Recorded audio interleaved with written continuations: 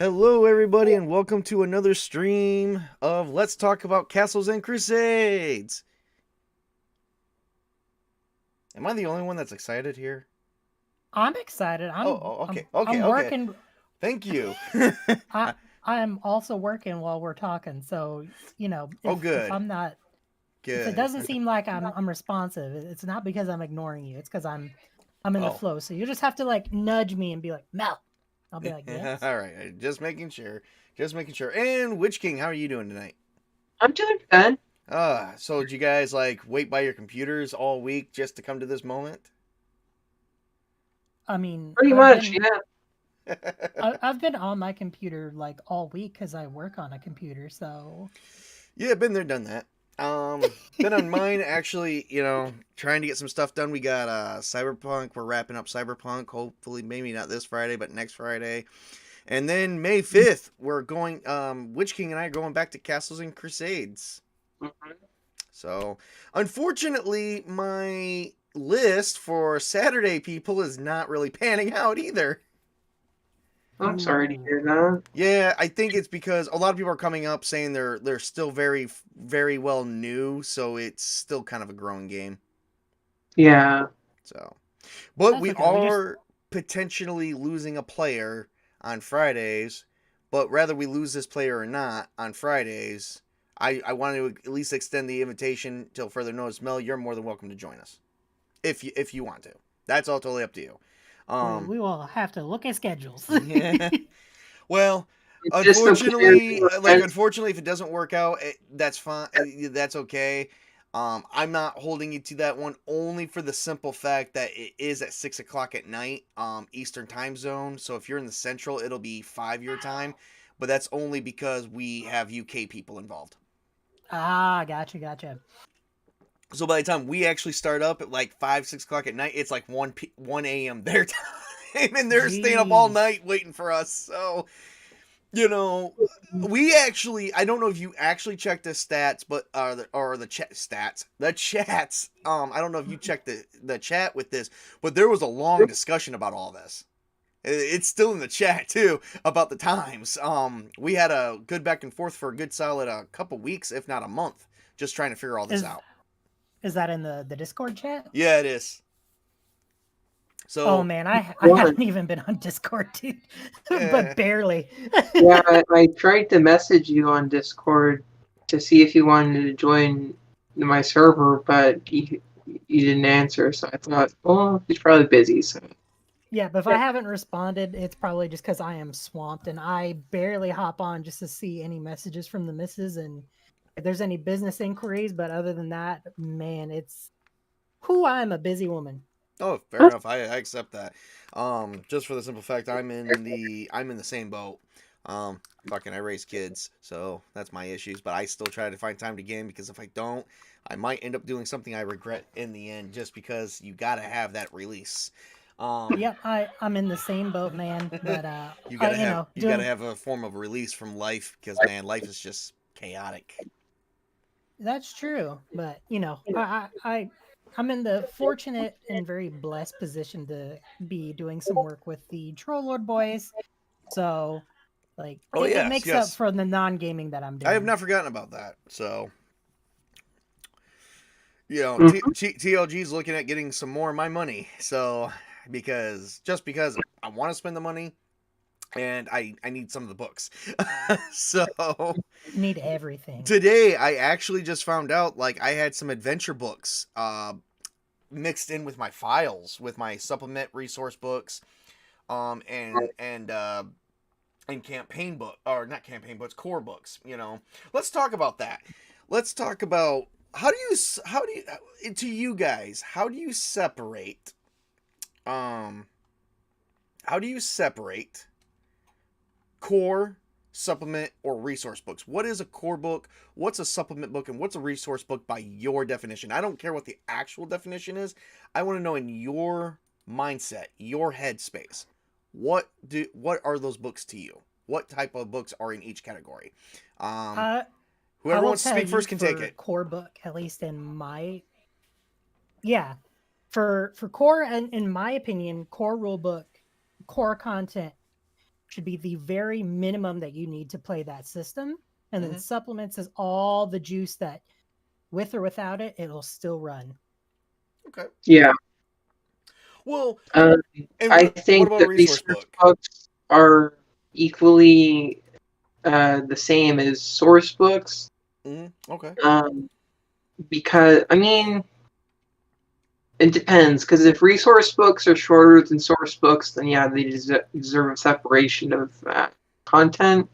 But core books, yes, I agree with Mel. They are the bare minimum you need to play.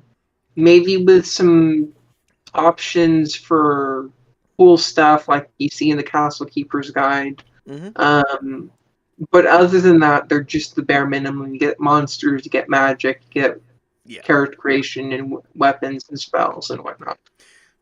Very good. I like both your definitions. I'm gonna put an expansion on both of yours for you. So for me, a core book is literally the player's guide, maybe the Castle Keeper's Guide, and a monster manual, one of each. That is it. Oh, and also the GM screen, because you can't, I mean, you can play without a GM screen, but I always find them to be very useful. So that's literally it. Just the basics, the stuff that gets you going. A supplement book is an expansion onto the main core books, like let's say for instance, the elemental spells book that I shared with you guys last time, or the character classes book, or the player's archive book. Those would be considered supplements to me. They just expand on the core books, on the core of the game. And then a resource book would be like engineering dungeons and castles. Nothing like you really have to have, but are cool to have. Definitely not a requirement to have. Because they don't really expand anything from the original rule set. They just teach you, just some tips and tricks. That's to me is what a resource book is, a tip and trick. And I bring this subject up because, as I said, I have like over 32 digital files that I bought from Troll Lord Games, just in books. 28 of them are books. And so then I went through my actual other, like, there's 8 books aside. One is the Player's Guide to Aird, which I'm starting to get a little bit into Aird a little bit more. And then the other, like, 7 were adventures. Like, one adventure I think I do want to try out at some point is a one shot of the Shadows of the Halfling Hall. I actually have that book in both physical and digital copy, because that was part of a package deal that I got with one of their books, one of their bundle back packages that they had months ago. So, and I was just going through this, and I was like, yeah, maybe I should just talk about that for just a brief moment and see like how we define that. How do we define these categories in our heads? You know, so yeah, just a brief touch on that. Anything else you guys like to add? Not really. So I should mention that I really got with Steven. Like, I didn't get with him personally, but I threw it out there that we really need a damn flag, because I'm buying a flag and I'm watching for that flag to be put on TLG, because I'm getting a Troll Lords Games Castles and Crusades flag. I really want one. And I said, dude, if you guys make it, I will buy it. I'm also got to buy 7 t-shirts from them too. If they make a T-shirt of like I don't know, a map, no, not map of air, but like the rings of brass, and portals seeing like opening to worlds, like just like 3 of them on a shirt, Mm-hmm. and then it says like PLG Troll Lord Games, something like that. That'd be really cool. Because like just having the rings of brass, and anyone who's a fan of Castles and Crusades, and in particular Aird, would know the rings of brass are the portals to other parts of the multiverse. And that's another good product. My speaking of products such as that, such as flags and really awesome T-shirts, because they do hold their patron link to be a patron through for TLG. My girlfriend and I, we were actually talking about that today, and she even looked at some of the options that you have to being a patron and supporting Troll Lord Games, and she thinks that they are really beneficial. And she even told me, she's like, when you get the money set up to have a subscription, she's like, you should definitely get one, because it's not like you don't buy the books from these people. You spend a lot of money. So she's like, why not just subscribe to them? I'm like, that's a good point, because you do get into some good news and newsletters with them, and a bunch of other good stuff. I love how Troll Lord Games does all their stuff. That woman is a keeper. I tell you what, man. Oh, I'm going for the most expensive I myself am a Patreon member of Troll Lord Games. Oh yeah. So how does the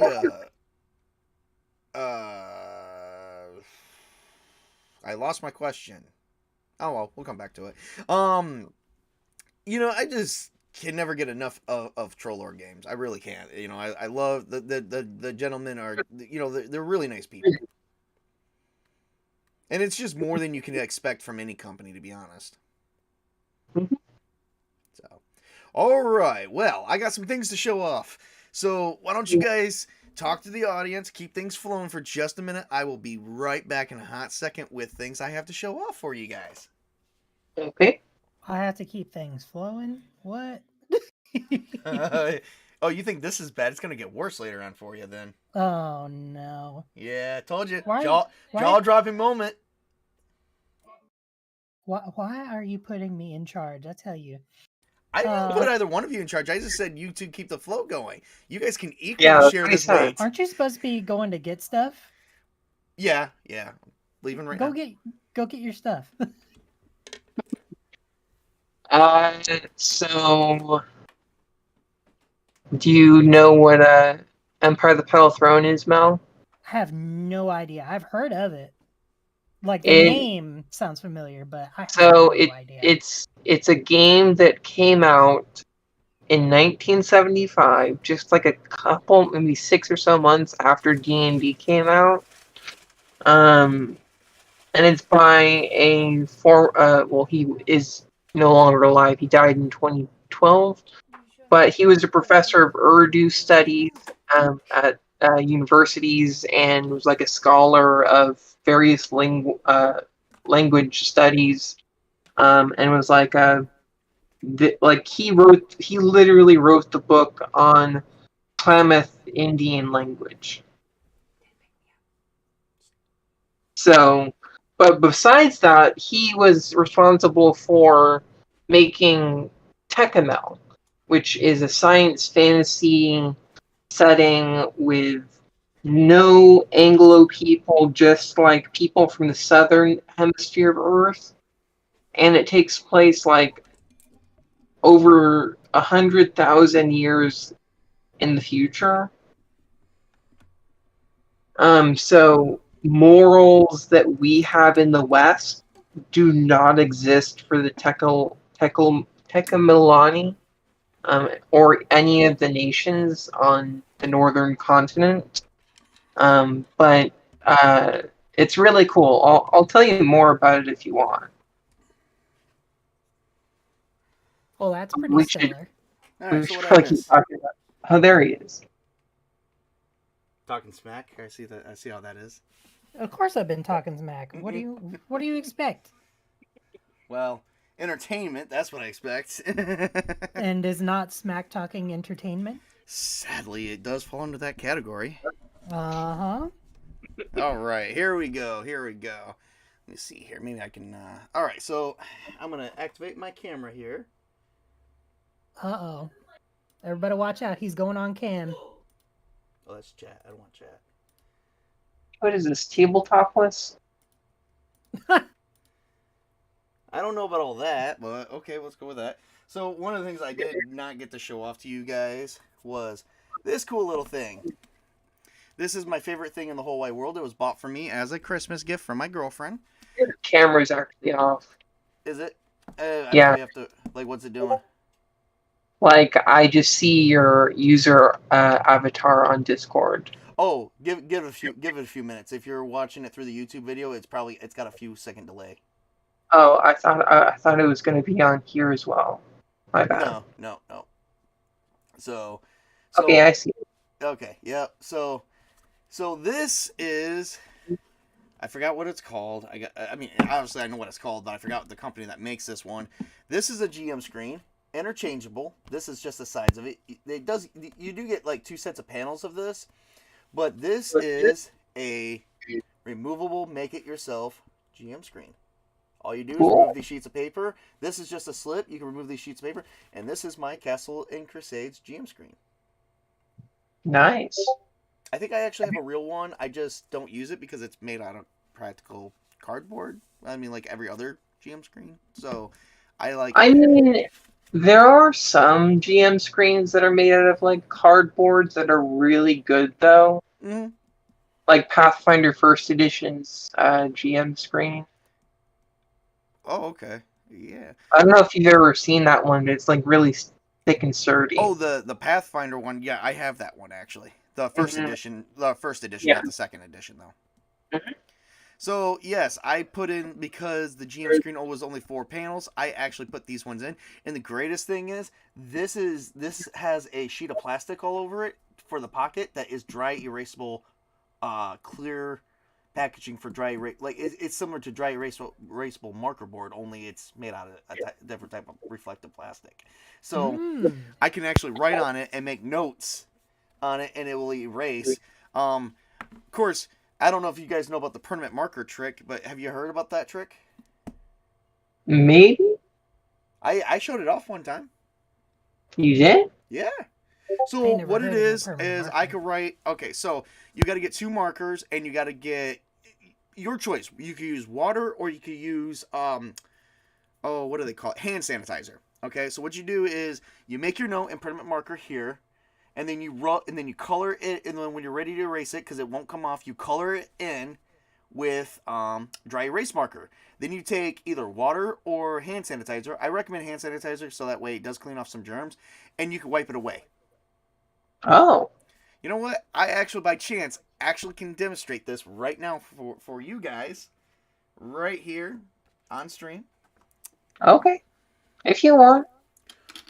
Let's see here. Oh. Okay, let's see here. Let me use something that is all right. Well, I'm actually going to show you guys off another project I've been working on for months now. Here we are, a clean one. Okay, so this is a Castles and Crusades, Castles and Crusades character sheet. But you guys notice it's laminated. Mm-hmm. Okay, so let me find a marker. Where's my markers? Maybe I have one in here.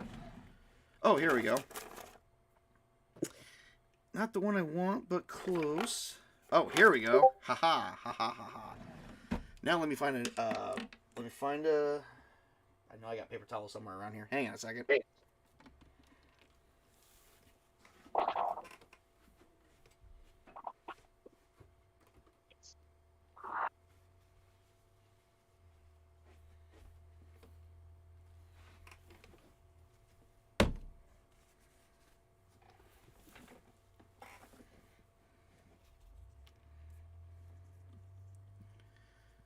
Okay, so now we got our materials. We got dry erase character sheet with a dry erase marker.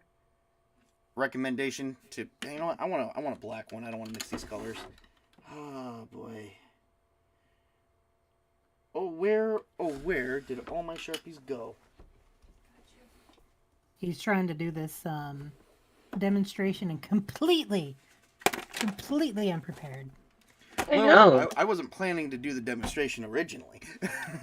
It's just something that came spur of the moment.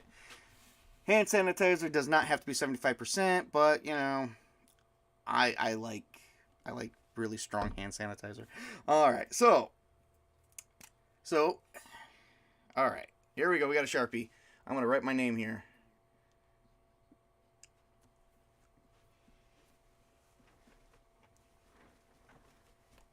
All right, Tabletop Junkie. All right, give it like 5 seconds. So, what did you guys talk about while I was getting some things to show off to you guys? I was telling Mel about Tecamel and Empire of the Petal Throne. Ah, that's a good one. It it was a thing. Is that all you guys talked about? I wasn't able to hear. I don't have wireless headphones hooked up to this yet. I mean, Nah, you pretty well went on a tangent, and you controlled the conversation, which was fantastic. Okay. So I didn't have to say a word. It was great. All right. Name Tabletop Junkie. Not coming off, right? Okay, here we go. Dry erase. Make sure it says dry erase. Dry erase marker right here. All right, so now I'm going to color all of this in. Oh, that's a fat one. Holy crap. I used a fine pinpoint Sharpie, but fat ass freaking dry erase marker. I guess it makes it easier to color in because this is the only thing it's good for. I would not recommend trying to write on these with dry erase marker because they do wipe away very fucking easily. I do recommend using the Sharpies if you do dry erase character sheets like this. I do them because that way I can actually save a digital backup file of all my kids' characters, if you know, from game to game to game, and then just reprint them up on these things later on. cool. All right.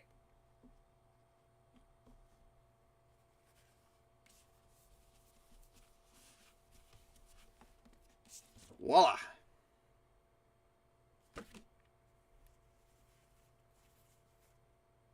Okay, the silence is freaking me out. Are you guys like amazed or trying to figure out how it works?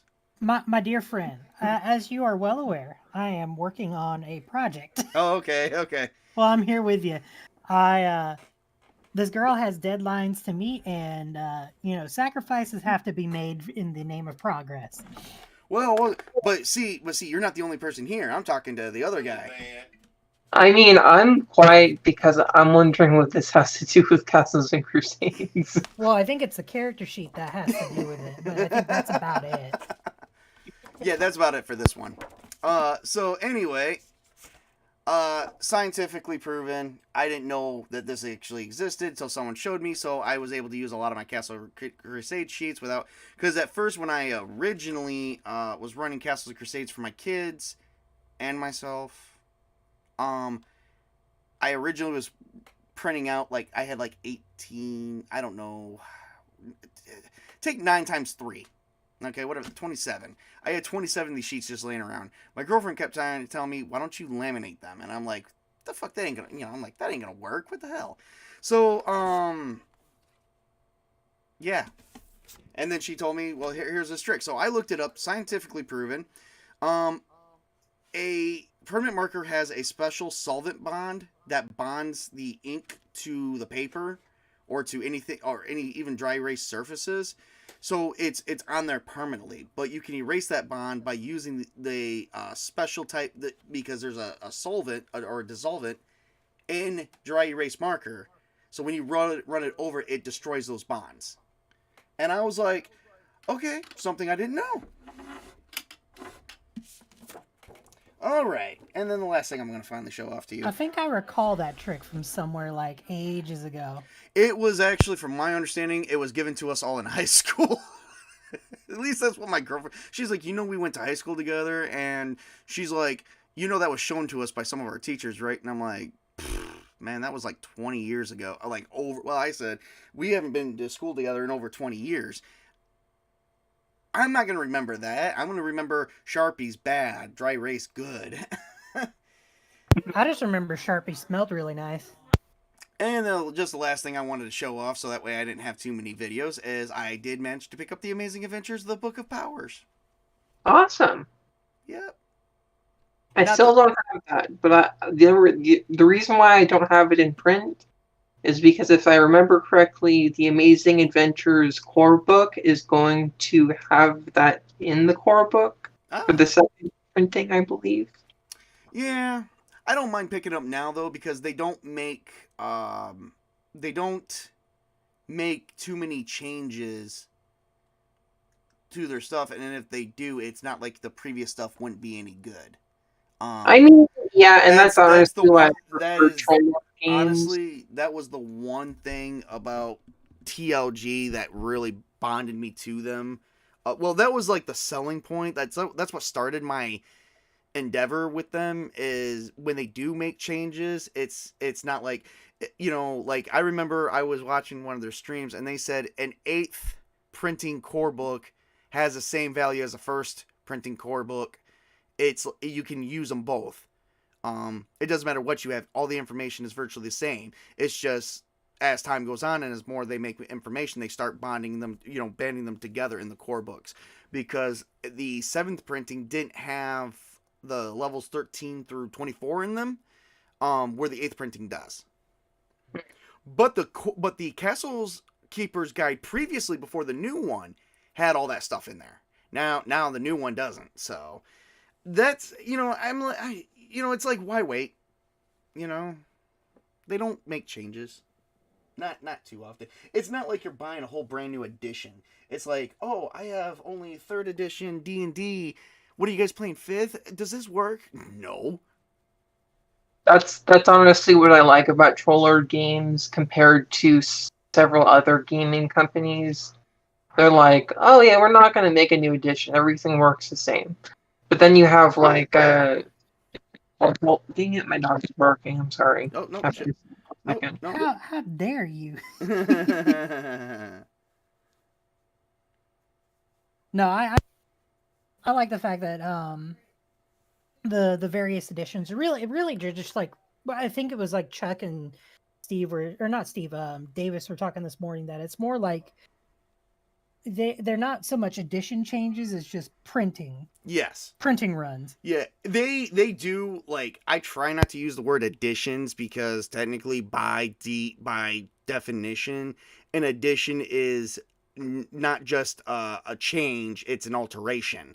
They don't make the alterations. They just add stuff, or they do I can't tell you how.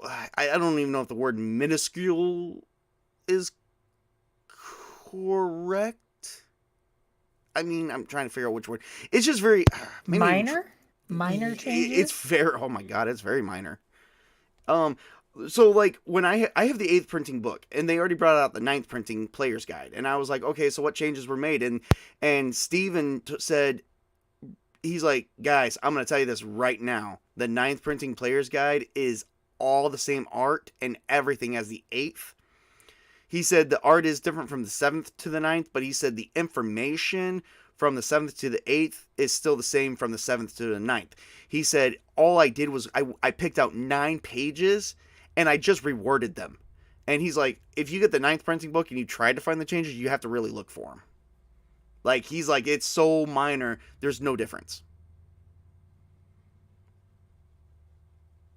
And I was like, oh, cool. I didn't know really what to say to that. So they really do kind of hang on to their words, printings rather than additions. They really do hang on to that printing word. And, because unfortunately all companies, without saying any names, we know that, when a company changes from one edition to another, they make all the changes to the system. There was probably not much of a difference between first and second edition D&D, but from second to third, there was a huge difference. From third to 3.5, there wasn't, but from 3.5 to fourth, it was completely altered and changed, and from fourth to fifth was completely altered and changed. So they try to use the word printings to signify. I think, I don't really know why they try to use it. I think it's just to get away from the whole edition thing.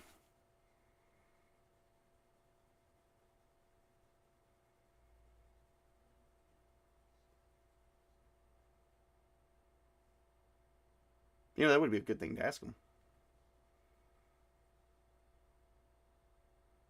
I am on the island.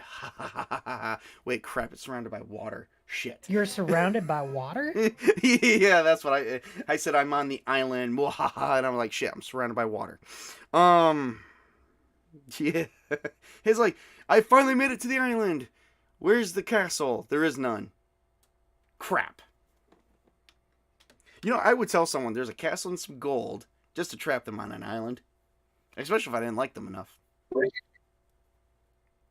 I mean, you could always do what happens in Planescape when you worship the Lady of Pain. Oh, she descends you into an eternal maze that you can't get out of, and you don't eat, you don't drink, you don't age, and you can't get out of. That sounds like hell. Mm-hmm. I don't know, Alright. man. If the Lady of Pain is gonna do that, that sounds pretty like stellar. I'd pay for that experience. Oh wait, Lady in Pain? I thought we were talking about something else. No, the No, the Lady Lady of of Pain. Oh, okay. Have you ever seen what she looks like, tabletop? No. Would you like to? Oh, she's gorgeous. Yeah, send me the link to that. Yeah, send me the Mhm. image to that. We may not show it on here depending on appropriation. No, it's not lewd. I can tell you that. Oh, thank goodness. I mean, there's one that's lewd, but I'm not going to use that one. We don't talk about the fan art. Okay. We don't talk about the Brunos. No, I'm just kidding. Okay, let's use this one. This one's one of my favorites. So, do you mind if I just post this in the chat and then you can share it or something? Yeah, go right ahead. Okay. This is the Lady of Pain. She's got like a really awesome crown of thorns kind of thing going on. Like blades. That's what she kind of looks like. Oh, hey, that's not too bad. Is that what you were imagining, Mel? I mean, I've seen her artwork plenty before. But let me look at our chat window. I really like this picture for the If most. I can find the dang chat window, where are you? Oh, there you are. You gotta expand Oh yeah, it. oh yeah. I've seen the Lady of Pain. I have a lot of Planescape books, and like, all I can say is stab me, mommy. Don't worship her as a god, or else she'll maze you. Huh. Worth it, 100% worth it. Oh boy. Okay, so I'll try this one. Work, damn you, work. Oh, and I just exited out. Crap. Why? Oh, because I clicked the wrong button.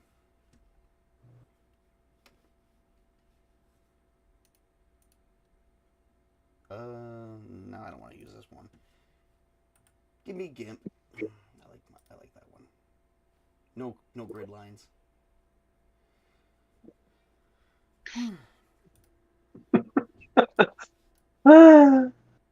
Here we go. Finally got something worth showing. Whoop, whoop. Maybe. Maybe not.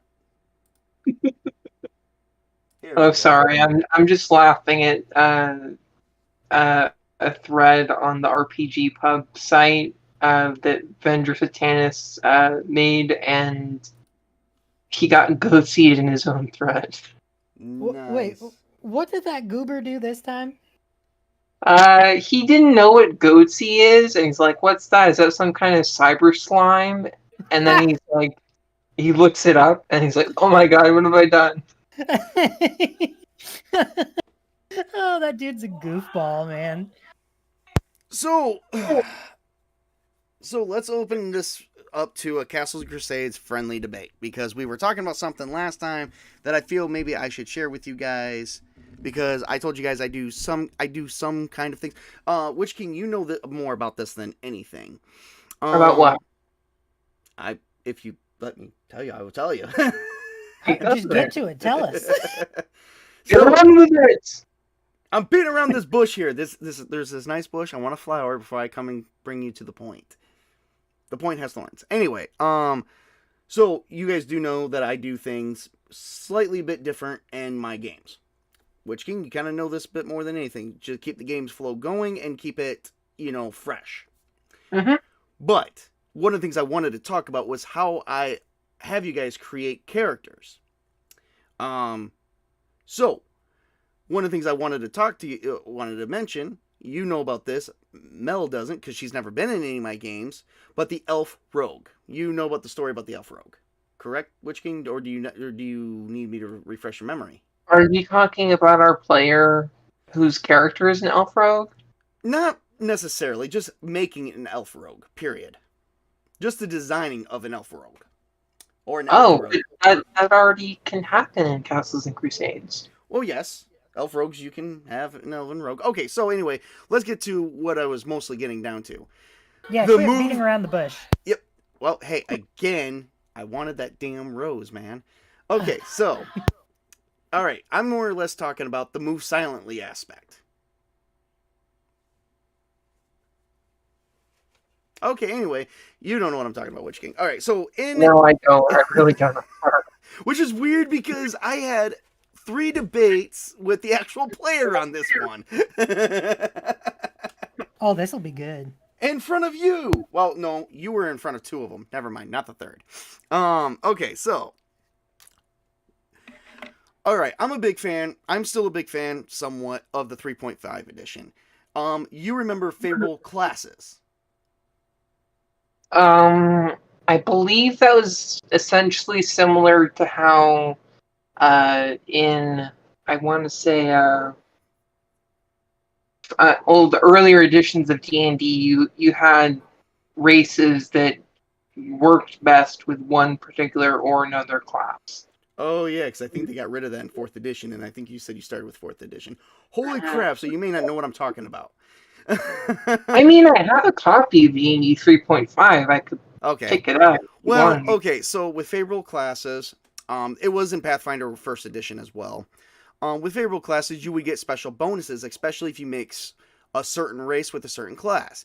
Now, we have a player in our Castles and Crusades game that was an elven rogue. Okay, so the problem that he had, and the problem that I had with the elven rogue specifically, was the amount of times they were given move silent. Like, as an elven rogue, you can move silently in the wilderness, or as an elf, you can move silently in the wilderness. As a rogue, you can move silently anywhere, indoors or outdoors. And I'm sitting here thinking, like, So, the player who was with us, I think, last time, Archer Colin, he's the one who plays Shadow Wolf. And I love Shadow Wolf. I don't know why. I just got this thing for this guy's character. I really do. So Shadow Wolf, him and I was talking, and he's like, well, I don't think these bonuses would stack, or, I don't think this would stack. And he's like, why would you do that? And I said, here's the reason. If you can move silently as an elf in the wilderness, and a rogue can do everything else, including that, it's like, wouldn't that even bring a far more finer finesse of specialization to your character? Yeah, I suppose. Yeah. So, like, in a sense, the one thing that TLG doesn't have... Oh, you were going to say something, Mel? I'm sorry. I didn't need to keep going. No, I haven't said anything yet. Oh, okay. I thought I saw something light up. Never mind. So, anyway. That's just my glory. My infinite godly glory. So Archer Colin's character, Shadow Wolf, has a +2 modifier, which, you use that modifier when you move silently, because it takes the dexterity. And, of course, as a rogue, dexterity is his prime attribute. So I told him, just stack I would stack it as a racial modifier and as a class modifier. And on top of it, there's an attribute modifier of a +2 to move silently if you decide to play the elf, on top of the ability to move silently. They get an additional bonus. So he's like, well, this is a +6. Isn't that kind of powerful? And I said, Colin, I've played around with dice and math my whole life. I'm really good at math. I'm really good at managing money, and I'm really good at playing dice games. And I said, I looked at it like this. I said, you may get a +6, but you still have to roll. We talked about the prime and the secondary attributes. We even talked about the tertiary attributes, which I don't know. Maybe we should start doing those. Tertiary. That's tertiary, homeboy. I can't say it. I have a speech impediment. Leave me alone. I'm going to go in my corner, and I'm going to cry now. I'm going to cry in the fetal position. Okay. I support you, but... So we use the prime and the secondary attributes. I don't like using the third. I don't know. It's just not my thing. Maybe I should experiment with that a little bit. So anyway... I think it's really cool, personally. What's up? I think the addition of a tertiary attribute makes it easier for players to multi-class.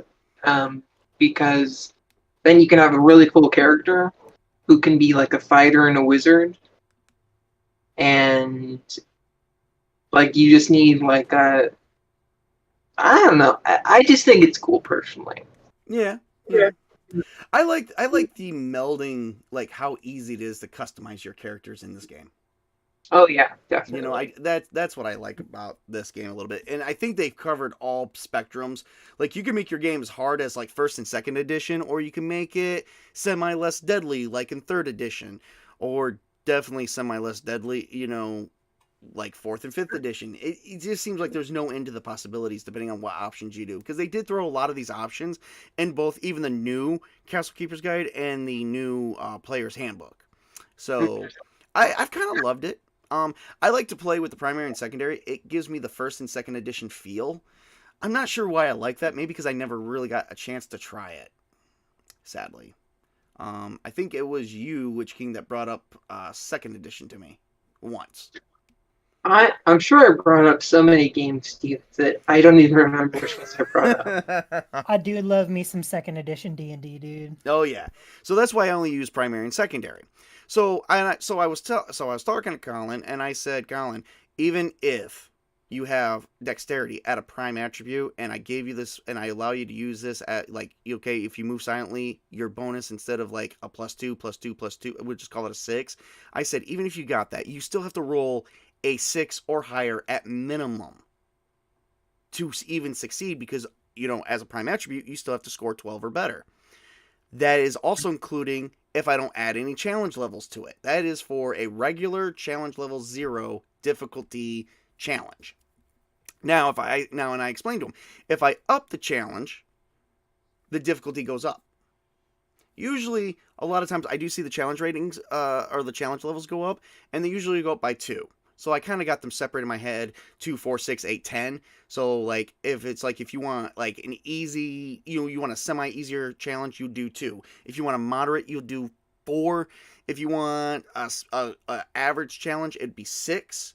And then if you really want a huge challenge, it'd be like 8 and 10. And I said, think about that. Look how quickly that rose. And I said, even if I do like 1, 3, 4, 5 and all that jazz, I said, look how quickly it rose by me just increasing the challenge level of it.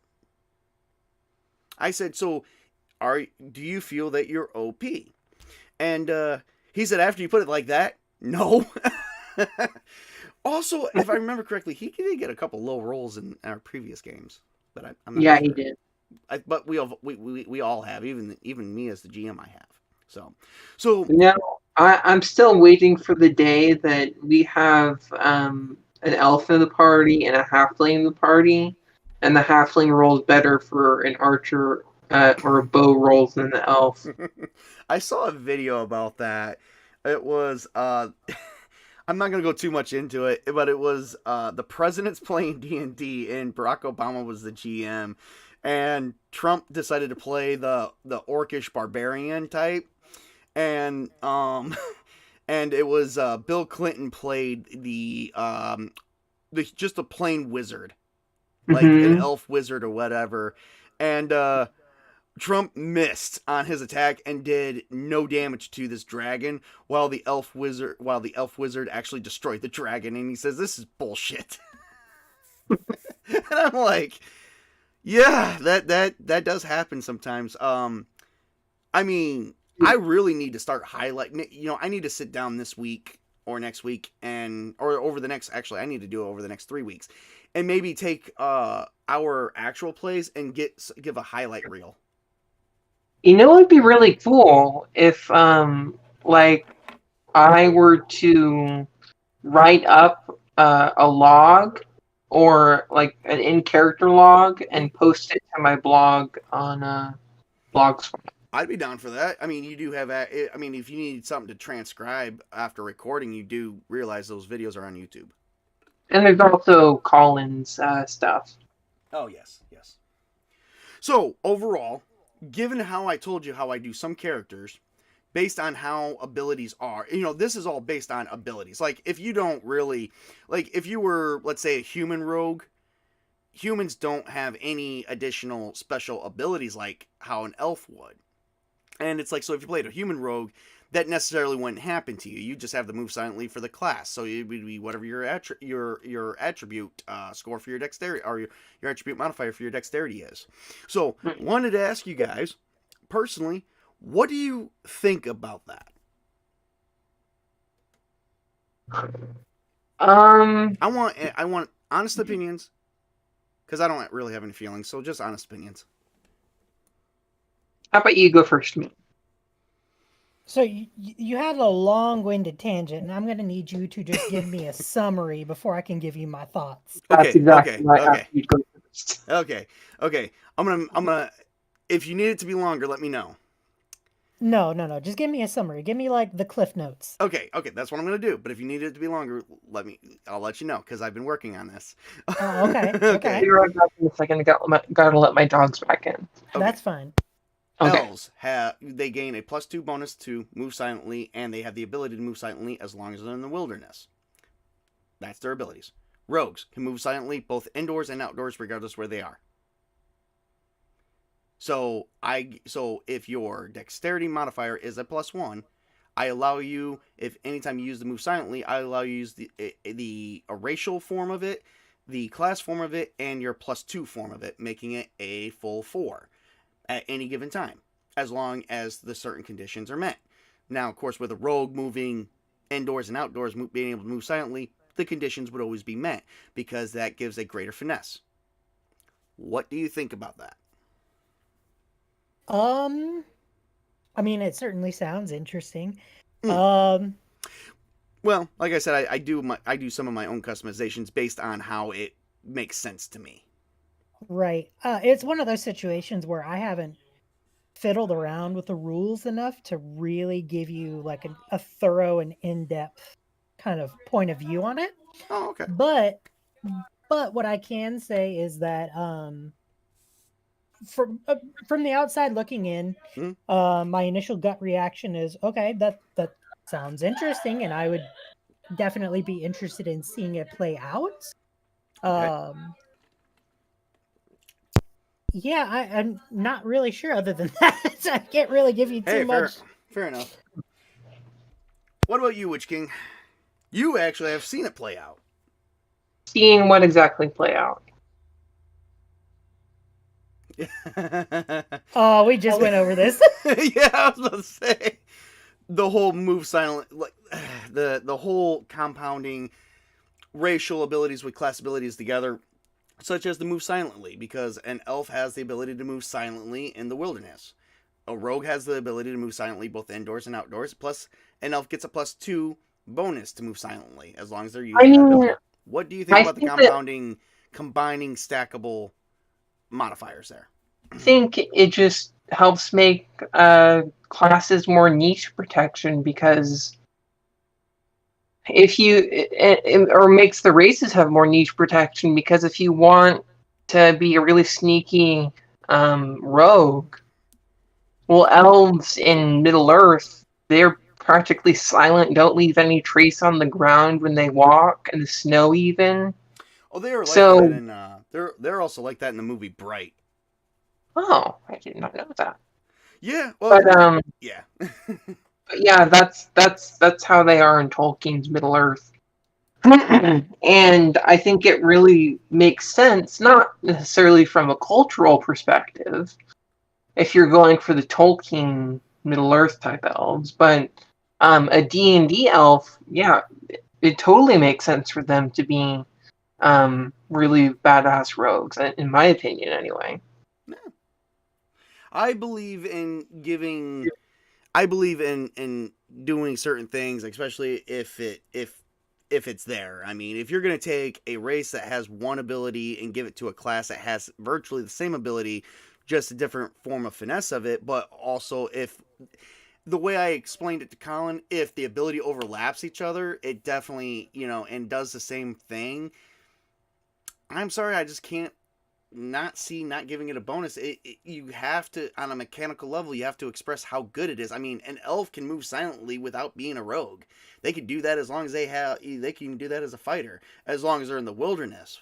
So it's like, if you're a rogue and your key element is to be able to sneak around, you took that time to train yourself to be that good. Oh yeah, totally. I mean, see, I did want to clear one thing up with you, too, Witch King. The reason why I was so hesitant about allowing him to level up in the middle of the game is because I do like to follow the basic rule of if your character levels up, they need to take 2 weeks to gain the full abilities of those. 2 weeks downtime to train themselves in the class. Now I know Mel has been lightly, I think she said she's been lightly into this, but I know she's been reading the books at the very least, to the best of her ability with work and stuff. But you yourself have you yourself, Witch King, have read these books yourself. You're the one who introduced me to this originally, so I was just wondering, how do you feel about that rule? I've heard some mixed reviews about it, that some people don't even like it because if you're in the middle of a long if you're in the middle of a dungeon or something, it kind of doesn't really work out. But you want your character, but if your characters have gained those levels, you want them to be able to use those abilities.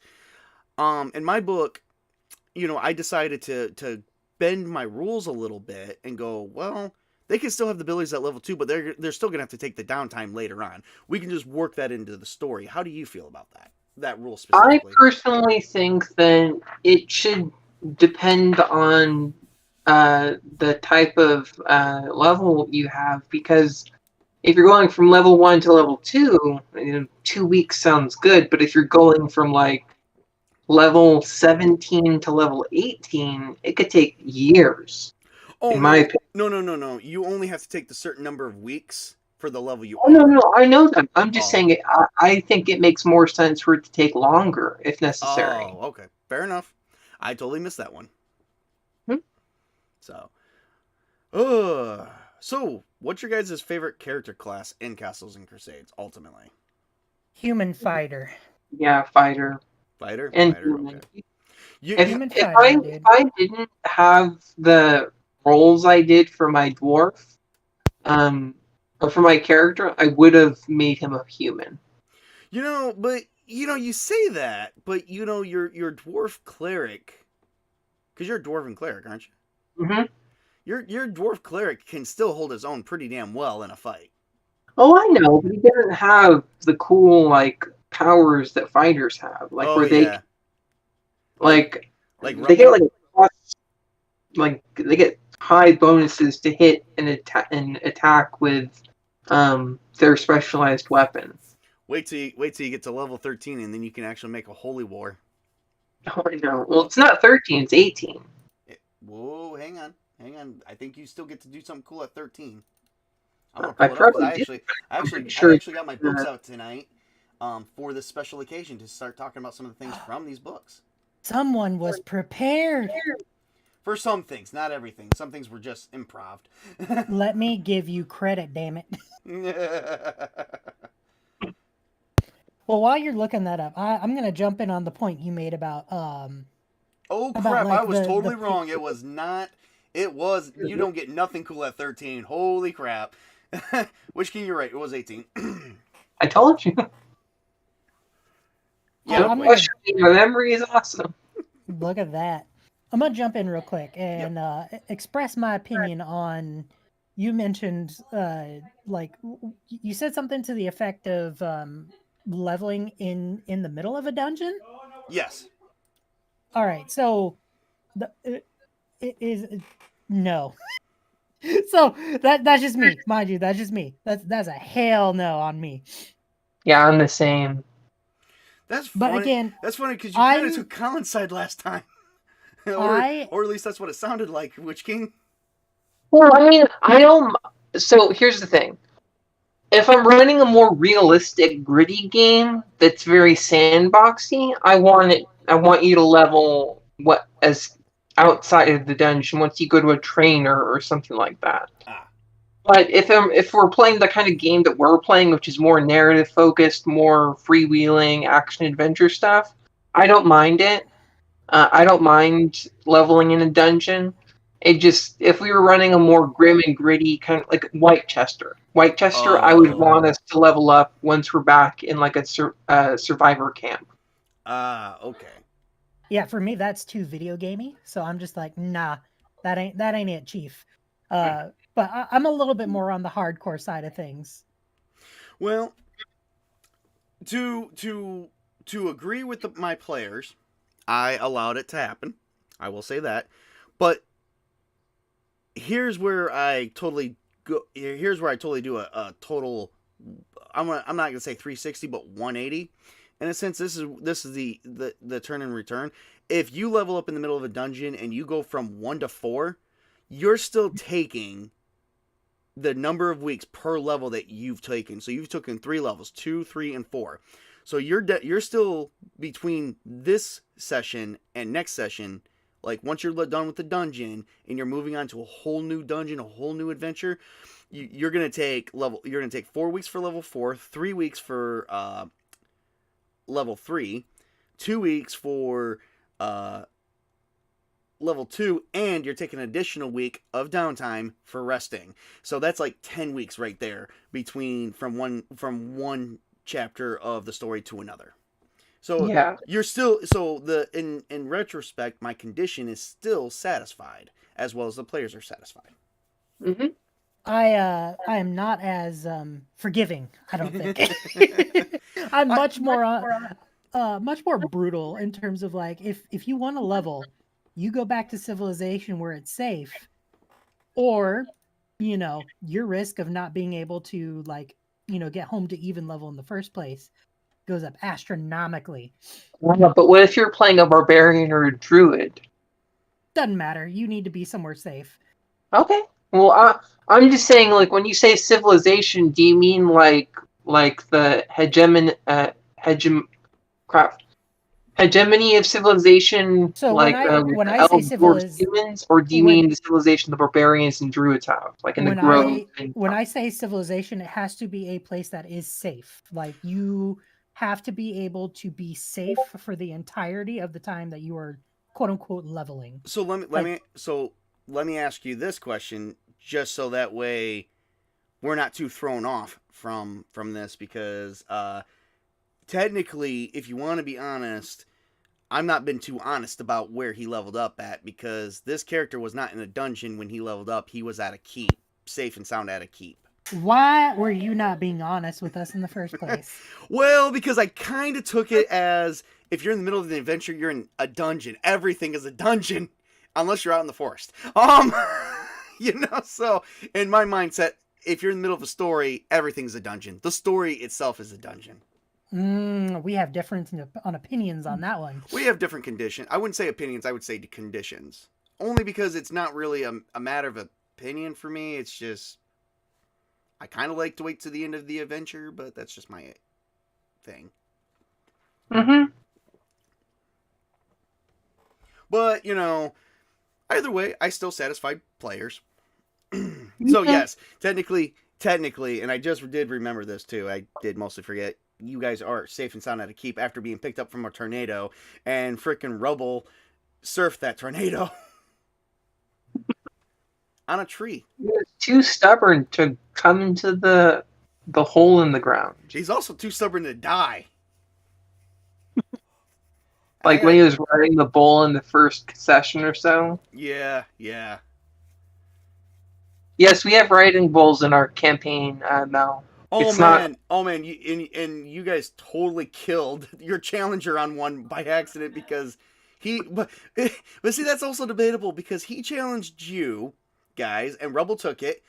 You have to ride a bull, hold the bull, reins with one hand while drinking your mug of ale in the other hand. And he went with a human-sized mug, so Rubble was okay with it. He drunk his. The other guy drunk his and was so drunk he got kicked off the bull and got donkey kicked. And he flew to the end and hit the wall and shattered bones. He was dead. I really need to start. We're not exactly playing in a historically plausible setting, though. Yeah, that's not my jam. I'll tell you that much. I'm cool with elements of fantasy, but I like being it more gritty and more grounded. Yes, there can be magic, there can be dragons and things and such, but there are some things that just things have to make logical sense in some degree, or at least they have to make logical sense to me. Otherwise, I lose all interest because I get taken out of it. Yeah. For me, it's just, if it's, I mean, I can see someone trying to drink while riding a bull. Does it end well for them? No, it kind of ends up like similar like that. You're gonna die. Hell, bulls are dangerous. What we're drawing an issue with is having a riding bull in a tavern in a fantasy world. There are some things that are just like way too out there and dumb and ridiculous, in my opinion. I mean, yeah. A riding bull in a tavern, that's an issue. I'm trying to think that was an issue because back in the olden days, you would still herd a bunch of cows. No, yeah, absolutely. But I thought you were saying that it was a mechanical bull. It's a what? No, I thought you were saying that it was a mechanical. No, that was a real bull. Oh, okay, never mind. Okay. Yeah, I was going to say, what do we kind of? What's the problem here? No, that was a real bull. You got to be way more specific and careful with your wording. Actually, I said it was a real bull. Did you? I heard. Yeah, I said he got donkey kicked by the bull because it's a bull. They had to hang onto the reins while drinking, and he lost his grip and flew up in the air, and the bull donkey kicked him, and he hit a wall. Okay, I totally skipped over that and was like, wait, what? Yeah, there's some shit lost in translation. I didn't say mechanical bull. First off, this is fantasy. If I want mechanical bull, like a robotic bull, we're playing science fiction. Or we're playing be a thing. I hate that one specifically. You don't like Agrimoor? No. I have a problem with androids in fantasy. I mean, first off, if you're going to play a game with androids, you might as well just go science fiction. But that's just my opinion. Ooh, this is interesting. I like where this is going. This little debate here is they're not androids. They're golems, though. Okay. So yeah, okay, I do so agree this with... kind of goes back to Pathfinder First Edition. If you remember, there was a supplement book that did release an android. Technically, they said they were golems, but they were still different from a golem. Like, they still had the ability of independent thought, and they practically have a soul in a fake body. And I was just kind of like, if you're just gonna go this route, you might as well. If you're gonna call it the name android, you might as well just play science fiction. Well, see, I don't mind there being science fiction in a fantasy world, because if you go back far enough, like, we're not talking 100 years, we're talking like 50, 60 years. Science fiction and fantasy were one and the same. I have a really good point of reference here. Have either of you gentlemen heard of the book called The Book of Swords? No. Okay. So The Book of Swords is a post-apocalyptic fantasy story. It takes place in a like medieval, like pseudo-medieval kind of setting, right? Swords and sorcery, all that shit. But it's based around these intelligent swords, these magic swords. But it is a sci-fi post-apocalyptic fantasy story because it is it is Earth in the far future, as which we'll call it the world. The world did apocalypse and all that nonsense, but there is an AI that created gods that brought humans back, or restabilized humanity and like brought human population back to normal. And it also changed the physics of reality, so science didn't work and magic did. Yes, exactly. And then they made these magic swords to essentially as a game, and so you can have sci-fi in it. And in fact, that's that goes back to like the Skyrim dwarves, right, where they had those automatons, which I guess you could argue is a golem in a way. Yeah. So like I think that's really cool. And also, I don't know if it's legitimate or not, but I do believe I read somewhere or saw somewhere that the dwarves in Skyrim also had like spelljammer ships or something like that. I don't know if it was spelljammer ships, but the dwarves in Skyrim are an analog for I think it's the Babylonians of Mesopotamia doing the like Tower of Babel, and then then they just disappeared because they tried to become gods and all that. Yeah, they did have access to clockwork technology too. Yes. So they did have that. Which, and then, I mean, is anyone really a fan of clockwork? monsters, just out of curiosity? I I am like them. actually. Okay. Okay. I love that stuff. I mean, Clockwork I like because, in a sense, that's really. I mean, if you think about it, yeah, it's semi-magical, but not really all. Like, it's not even all the way freaking science fiction either. If you think about it, because you still have moving parts that would move in a logical manner, like a clock. Um, but it has to keep going. So, I mean, I guess it would be somewhat. I mean, it's debatable whether if it falls under both science fiction and fantasy, or if it falls under just one or the other. Or Argumentatively, science fantasy.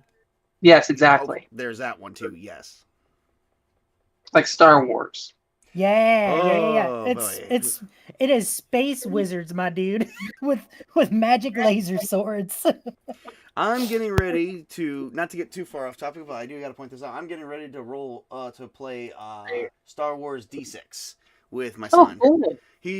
He didn't like my, I mean, he's okay with my Fate Core edition of Star Wars to a certain degree, but he wants a little bit more of a challenge. He's getting ready to feel more challenged, but he hates the Fantasy Flight ones because of the specialized dice. He cannot wrap his mind around what is what without having a key, and it does slow down gameplay quite a bit. So, Well, I mean, if you want, I can recommend another game that you can play Star Wars in really easily. which one is that one? Savage Worlds. Oh yes, yes. Isn't there a supplement that's being released for that right now? Well, Probably. there's fan made stuff for Savage World or Star Wars, but there is no official stuff. But they have a lot of comic books. They have pulp stuff. They have Lankmar and Honestly, Black with Gordon and Slipstream and all kinds of stuff. with Savage Worlds, all you would need is the science fiction companion, and then the base like Suede rules, and then you're set, man. Okay, all right. I And I am. mean, if you go, I can share it with you, but there's actually a Facebook group where the designer of a fan made conversion for Star Wars Savage Worlds has made documents so you can print out copies on Lulu. Okay, all right, all right. I have to definitely look into that. Well, my Mhm. other option was, if you guys remember correctly, back in early 2000s, they did release, or it was probably after 2006, after they released the final movie, well, the Star Wars Episode 3, which to me was the final movie. I don't count the new 3 movies as anything. I did not care for them. One, I didn't get any, well, like the first, Episode 7, I can't say I didn't care for that one. I did like Episode 7. I got oohs and ahs and stuff like that, so I mean, I'm not going to argue. It wasn't definitely on the top tier, but it was like, I did give it a 7 or 8 out of 10. The 8th I agree movie, with you. I really, I bombed. I was like, okay, we didn't really get anything new out of this. We didn't really further our knowledge on this, so I'm like, yeah, I'm going to give it like a 4 or 5 out of 10. And then the last one, I was like, that sucked. 1 out of 10. I mean, there are like some things that Disney Star Wars I like Andor I liked a fair bit from what I saw.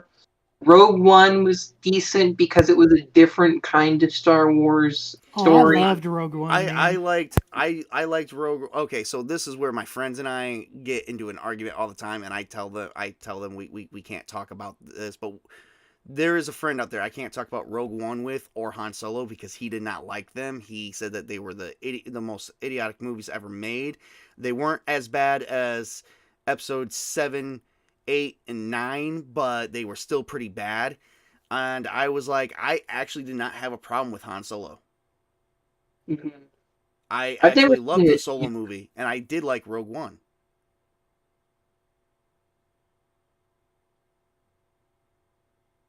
Rogue One is really cool. I like that one. Mandalorian is pretty cool, especially in season 1. I haven't seen much, if any, of season 2. But You know, another series I want to see, because you have the Clone Wars, you have the Rebels. I want to see the Resistance, which came out after Episode 7 was made, Episode 7 and 8, but before 9 was made, and it was the story of Poe Dameron. I actually did not have a problem with some of the characters. Mhm. I mean, Rey, I hated what they did to her personally. She could have been so much better. Finn could have been so much better, but I think Personally, Poe was I really don't the mind best. Ray, but I think she should have been a secondary character, and they should have focused on what's his name, Finn. the ex Finn, stormtrooper. yeah, because somehow he kind of broke away from his training and conditioning, and it's like, how the hell did that happen? They never explained how that happened. He came to a light, and we all thought it was the Force. Turned out his eyes opened up, and it's like, that is the most I would idiotic have reason to I give would have someone in the Star Wars loved universe. I would have loved to have seen him be like the protagonist of all the movies, man. That would have been so cool. Yeah, he was like the biggest person on the first poster, right up, and then Rey was in the background of the first poster. But then afterwards, everything switched on us, and I was just like, and what I wanted to see the most, I wanted to see Finn and Rey training together as Jedi. Finn should have been trained as a potential Padawan learner too. He should have been Force sensitive. He could have been so much better, but they totally didn't give us that. I don't think you necessarily need to focus on the Jedi within even a mainline Star Wars movie. Oh, true. Or maybe he could have been the first, like, he could have been like the other, like after they defeated Kylo Ren, or after Kylo Ren turned good and he died.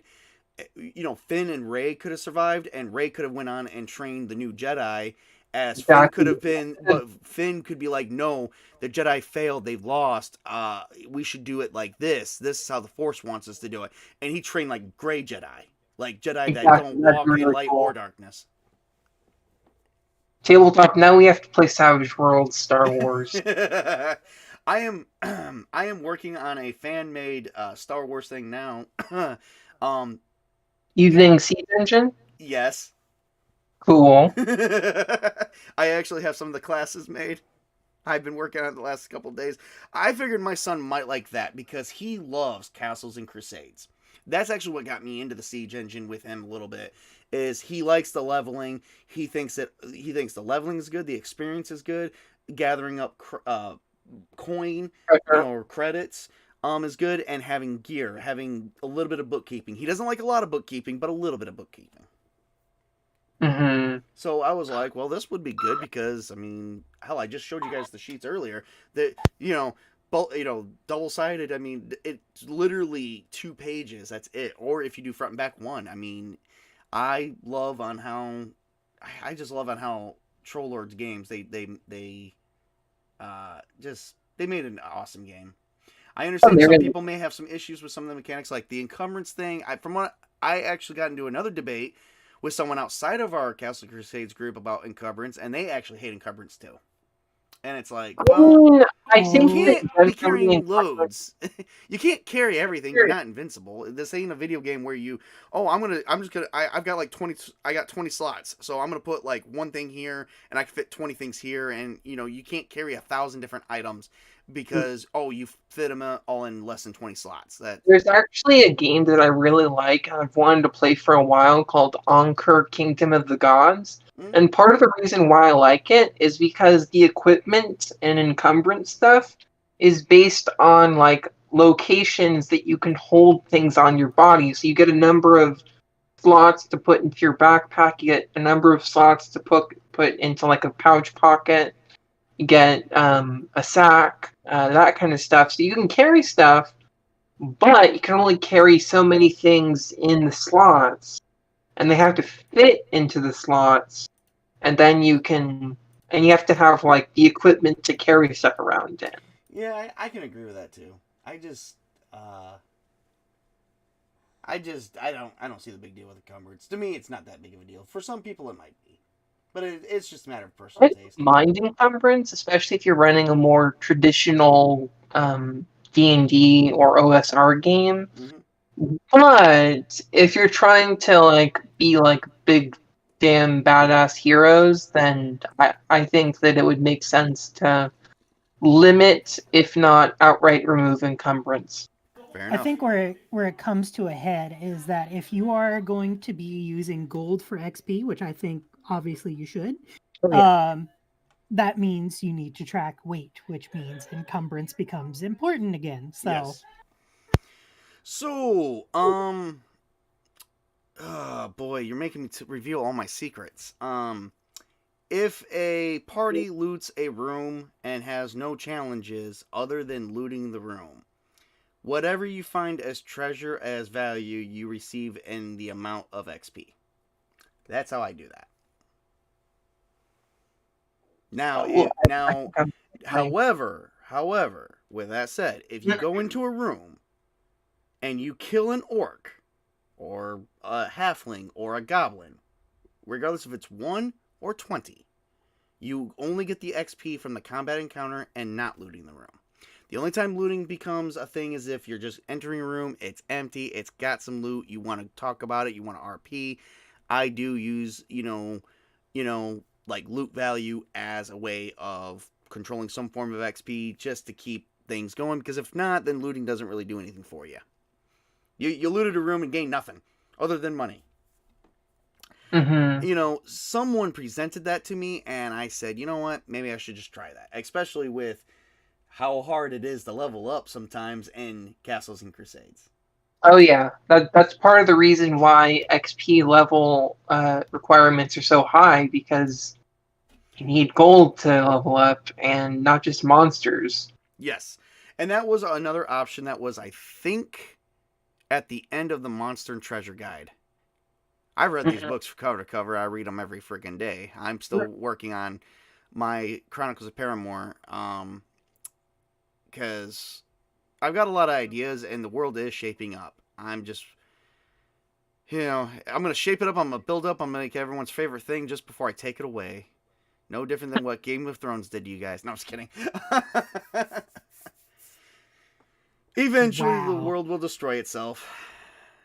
Well, realistically, to me, that would be a realistic thing to happen, is eventually, out of all the wars we have, out of all the magic, out of all the different holy wars, evil clerics and evil wizards and stuff like that, eventually the world would just shatter itself apart. But, it'd be really cool, is if you could have a dying Earth setting for Paramore.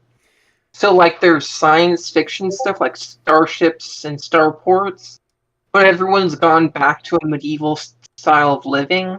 Magic exists again, but only in a flickering moment, and then eventually the sun will go out and the universe will stop existing. I kind of like I like that idea, but I actually like the Lord of the Rings idea when the elves started disappearing from Middle Earth.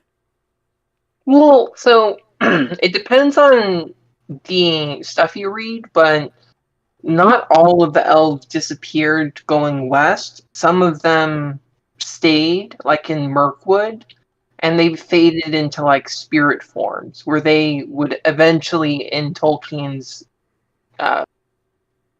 setting of Middle Earth, in the modern day, when like Icelandic people or Norwegians or whoever believes in fae and fairies and fair folk, they would know, don't disturb this fairy mound because there's elves that can attack you from there. And those elves would be the elves from Middle Earth thousands of years later after they've lost their physical form. Okay, that's interesting. Mm-hmm. Well, once again, I think I mentioned it before. That's going to be like much, much later. Oh, yeah. We're not even to that point. I could be probably writing this for years for all I know. I won't make it to the beginning. I won't make it to the end of this one. We're just barely touching on the types of adventures you're going to have in the first age. Eventually, when we get to another age, there might be even an age where I'm going to leave it alone for like a year and just say, if anyone else wants to run a game in my world, here's how it works. The third age is yours. Have fun with it. I might reach that point. I don't know. And then I might advance to the fourth age, fifth age, and tell you guys what happened there. Just before it went to the age of, everything's dying. It's hard to say. Do you know what I based my age? Have I ever told you, Witch King, what I based my ages off of? Isn't it farther all? No, I actually based it on the life cycle of a plant. Oh. Yeah. that's how I came up with the names of the Ages of Roots and the Ages of Flourishing. Oh, cool. Yeah, I honestly thought you were taking a lot of inspiration from Fartherall. no. You know what? That's interesting. Yeah. Sounds like you're having a party over there. Yeah, there's a game going on over here. Castles and Crusades, D&D, Star Wars. No. Oh. My girl runs 5th edition. So D&D then. Oh no. Yeah. Yeah, I didn't list D&D. I thought I did. Anyway, okay. Pray for her. She, as long as it's not 5.5 edition. No, I'm just kidding. No, she actually does enjoy playing the CNC game that she and I have like together. We do a GM-less game. Yep. I'm actually getting more into that. I will actually be telling a story of Paramore on my own with a character that I make, and it will be GM-less, and it will have the ability to meet up with anyone else who's in the campaign on their games. Awesome. Yep. So, the story's not done yet. Unfortunately, I think when we wrap up Cyberpunk, I think my list of games I wanted to try and get through before the end of the year, unfortunately, is going to come to an end already, because I am kind of getting swept up with working on. I'm created an obsession with Castles and Crusades just because we have the Codex of Cenarium coming out. The TLG boys have mentioned many times that they've got 2 or 3 other projects that they're trying to close out. The one is the new book of Aird that is coming out, because they did just end a Kickstarter there for that one too. It's the same book. It just has new artwork, I think. Oh, is it really? Mm-hmm. Oh, I didn't know that. But anyway, I don't have the original Codex of Aird, and I'm actually getting into Aird. I actually do, like, I was looking at the player's handbook for Aird that I have today, and I was just going through it, and it's just like, one of these days I'm gonna have to run a game in Aird. It's just gonna have to fucking, it's just gonna, excuse my language, I shouldn't really be using bad language on here, but it's just gonna have to happen because it's the original setting that the Trollord games originally ascended on. It's where their game is descended from. Of course, they love other people's creativity. They love encouraging others to be creative, which they make it so damn hard to try and look at other games, because it's like when you have a company that what they stand for, and in this day and age, companies they don't care about, like, we know which company doesn't care about their game. They don't give a crap about their game. They care about how they are viewed politically than their game. But they are not the only one that stands there. There is actually another company that I used to buy for, that was all about their game until all this cultural stuff happened, and then they turned their backs on the players, and they created a game with somebody else's work, made money off of it, they got the license and permission to do it, and then they totally tore down the other company that they got the license from, and they tore down the original creator and said that they were all bullshit. And I'm like, so you just made a buco bucks worth of money off their product, and you're gonna sit there and say that they're bigots and bullshit? Yeah. So if you're gonna do that, I'm not gonna buy from you. TLG does not do that. They don't do that. They don't talk bad. They're even I've been on stream when the whole OGL debacle happened. They went on stream and said that they don't want to say anything about any other company because they don't want to be viewed as saying something bad. Yeah. They got courtesy. They got respect. Mm-hmm. That is what That's I called love about Southern Nice, my friend. What's up? That's called Southern Nice. Yeah, I don't buy that either, but it's just a thing. Boy, don't you talk crap about my origins and my roots. I'm from Texas, tabletop, and you know how kind I am. So yeah. Yeah, you and I actually had a discussion earlier this week about something, and we're not going to talk about it on stream because it has nothing to do with Castles and Crusades. But yeah, we did. It wasn't a big talk. Oh, okay. I don't remember. Oh, And it was just the other day. I asked you if you left a particular server because they oh freaked. yeah, I left because they freaked me out. They literally there's they literally uh, scared the crap out of me. to be honest, that server is like everything goes, and I thought you were talking about another one I was just on. No, So no, it was the one that I wanted to let you know I was leaving it because one person literally gave a sermon about gaming books and it was literally religious and I was like, yeah, I'm out. I'm like, this is a cult, dude. I'm out. You know, I mean, I don't do that. I don't think he was intending it to be cult-like or occult-like. I think I don't know who you're talking about, but I'm not mentioning names for reasons. that's fair enough. That's fair enough. I know that that server is like I left because they were like, oh yeah, we allow political discussion here, and I'm like, no, I don't want to be a part of That is a slippery slope. that. Yep, yep. Well, I agree to a certain extent. Only I checked other channels. I did a thorough whole check on that, and they were all worded like that. It wasn't it wasn't like every post, but it was pretty damn close. And I'm like, yeah, this isn't for me. Yeah, This isn't for me. Speaking of what's not for me and what's for me, and maybe us as in general, I did want to ask you guys a big final question because it's been a big, huge debate. Actually, and it was not a debate between me and Witch King, but it was a request for Witch King, from Witch King, uh, a while ago for a game that we never even played. But I did want to ask you guys, what do you prefer? Dungeons and Dragons bards and rangers or Castles and Crusades bards and rangers. The difference is the I think you guys might know the difference, but if, in case you don't, I do want to say it. okay, The, go ahead. the Castle and Crusades bards and rangers are pretty much they're not magical. Hmm. So that's the major difference. I mean, how do you guys feel about that? Like, do you guys like the non-magical I version? prefer it to be non-magical. I prefer non-magical 100%.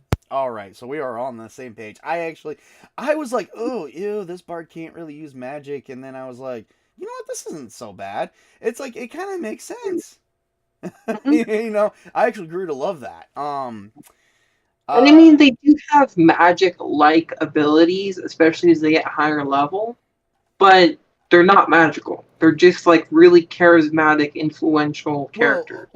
a bard's primary attribute when you make a bard, you have to take the primary attribute as charisma. So if Hmm. you got to have a high charisma, you know, I mean, come on, you can persuade almost anybody if you got a high enough charisma. Hmm. Um, Gamers, Darkness Rising proved that one. I seduce the priestess. She took a vow of celibacy, 20 ranks in seduction. Now, have you seen the gamers? No, I have not. I think, I hear a watch party coming up in the future. yep, and Journey Quest. Oh God, I love Journey Quest. I think I remember them saying they're still working on the new season. There was some issues, funding issues, and a few other issues. So yes, there But is they are a working. yeah, that is true. I did check them out recently, and they did say something. It's just it was just what when they said they were still working on it was I think last year. So Yeah. um, all right, all right. So we're good. We're pretty much on the same page with Barge and Rangers. Is there anything? Rain. You know, I find God, I'm trying to think without stumbling. You know, I gotta think. I gotta say, I think my favorite class of all time uh, would actually have to be if I would chose from the core book because honestly, the thing I like about Castles and Crusades is they have over 24 to 30 classes you could pick from, thanks to the expansion of the character class book, as well as them finishing that out with the player's archive. And can't forget about the room mark. I think the room mark is their version of an artificer, personally, which is well more balanced than what the artificer was for 5e. I was sitting here like, dude, this thing's overpowered. What the hell?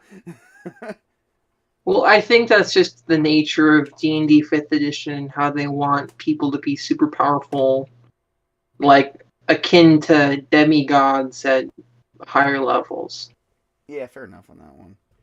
I'm sorry. I just love how they have it. And, the artwork in this is really kick-ass. Like, I'm actually going through the book right now. And Tabletop and Mel, if you don't know this, there's actually a PDF that you can convert 5th edition material to CNC if you really wanted to. Oh, I've been doing that by hand. Yep, I am Yeah, aware that there's an actual guide to do it, how to do it. Oh, geez, I just been doing it to the best of my abilities. I didn't even know there was an actual guide. They do have guides for it. Oh, nice. Oh, wait, they do. Yeah, it's on the site. I never use those. I just do my own thing. Fair enough. Either that makes me a terrible GM and game creator, or it makes me a really good one. I haven't figured that one out yet. I guess we have to find out. I mean, some would argue it makes you more of an old school GM. I like to think I'm old school, even though I don't come from the old school days. I mean, there's still people out there who was alive and children when first edition came out. Now, yes, they're older, but they're far older than I am. Well, Stephen Chenault is, he was around then. Yeah, I know Steven was. I was also talking about, there was another guy that I hang with on another stream, the Dungeon Delver. Yeah. He's a really cool guy, too. So he also apparently gamed with, like, several of the old school creators. Man, if I game with old school creators like Chuck and Stephen Chenault, they're gonna have to play characters that are like legendary because they've earned that. They've earned that. It's like, here, you're gonna play this legendary character. I don't want you to just humor my characters humor my players for a minute. Eventually I'll let them play whatever they want, but it's like, just play this legendary character because I gotta honor you for like 5 minutes. 3 sessions later. And 6 hours into a game. I'm sorry, just to have legendary people like that at a table is just freaking awesome. That's just me, though. I think I'd actually prefer barbarians in Castles and Crusades to something like Pathfinder. I don't know about that one because we don't really have a rage ability. I mean, yeah, but you don't need that, do you? Not really. That's why you got That's why you got primeval instincts. Mm-hmm. And they have the Deerstalker ability, which basically is like they can do whatever they need to survive in the outdoors. Yeah, I know. I love that one. My favorite all-time thing. I made a group called the Order of the Wildlings because I just like the name the Wildlings, and the Wildlings is an actual druid order. That's another class that I don't think gets enough recognition are the druids. The druids are pretty cool. I think so. Like, I still really like how 2nd edition AD&D druids are, where they can go into like the druid sleep, like in the Sword of Shannara series, mm-hmm. and they can just like shut down their body and not age for a set amount of time that they decide. So like when the next what's the word? When the worlds of the multiverse next collide, that is when I'll wake up next. And so they just sleep in like a wilderness area underground or in a tomb or something like that for however long it takes. 100 years, 1,000 years, 10,000 years. Wasn't the druid in the Shannara Chronicles also played by Joan Manello? I don't think so. It was another actor. Okay. I am going to look that up, though. But the books are really cool, too. Oh, the Shannara Chronicles. The first one, some people don't like it because it's basically just The Lord of the Rings, but if you've never read The Lord of the Rings, which I don't think you have, Tabletop. I'm reading them. Oh, you are? Yeah, I'm reading The Hobbit still. Okay. Good luck with Tom Bombadil. Are you getting there yet? Not yet. Okay, that's like 400 pages. I mean, you might like it. There's some cool stuff in it, but it's just like, okay, when's this gonna end? You know, yeah, no, that was totally a different actor. So I was just curious about that one. But it does look like him too. So Oh, it I always does. like to see Joe Manello playing D&D because like I would never expect him to play D&D, but apparently he's been doing it like as much as Vin Diesel was. When Vin Diesel came out, you know it's funny because there was that whole rumor that Vin Diesel was gay, and I remember that got started up because they were. I don't even remember how it got started. I think there was suspicion because he always had like secret parts of his life, but at this time, gaming Dungeons and Dragons wasn't really kind of like a sociable, acceptable circle, and you got this really high class actor, Vin Diesel, and it came out like Vin Diesel's like, no, I'm not gay. I just play D&D. And it's like, you guys want to know the secret? I'm a gamer. And he came out and said he's been doing it since he was 17 years old. That was in an interview, which I can never seem to find anymore. I figured it would have gotten backed up, but this was before YouTube got big. It was before YouTube, before everything else, so maybe that's why we don't see it anymore.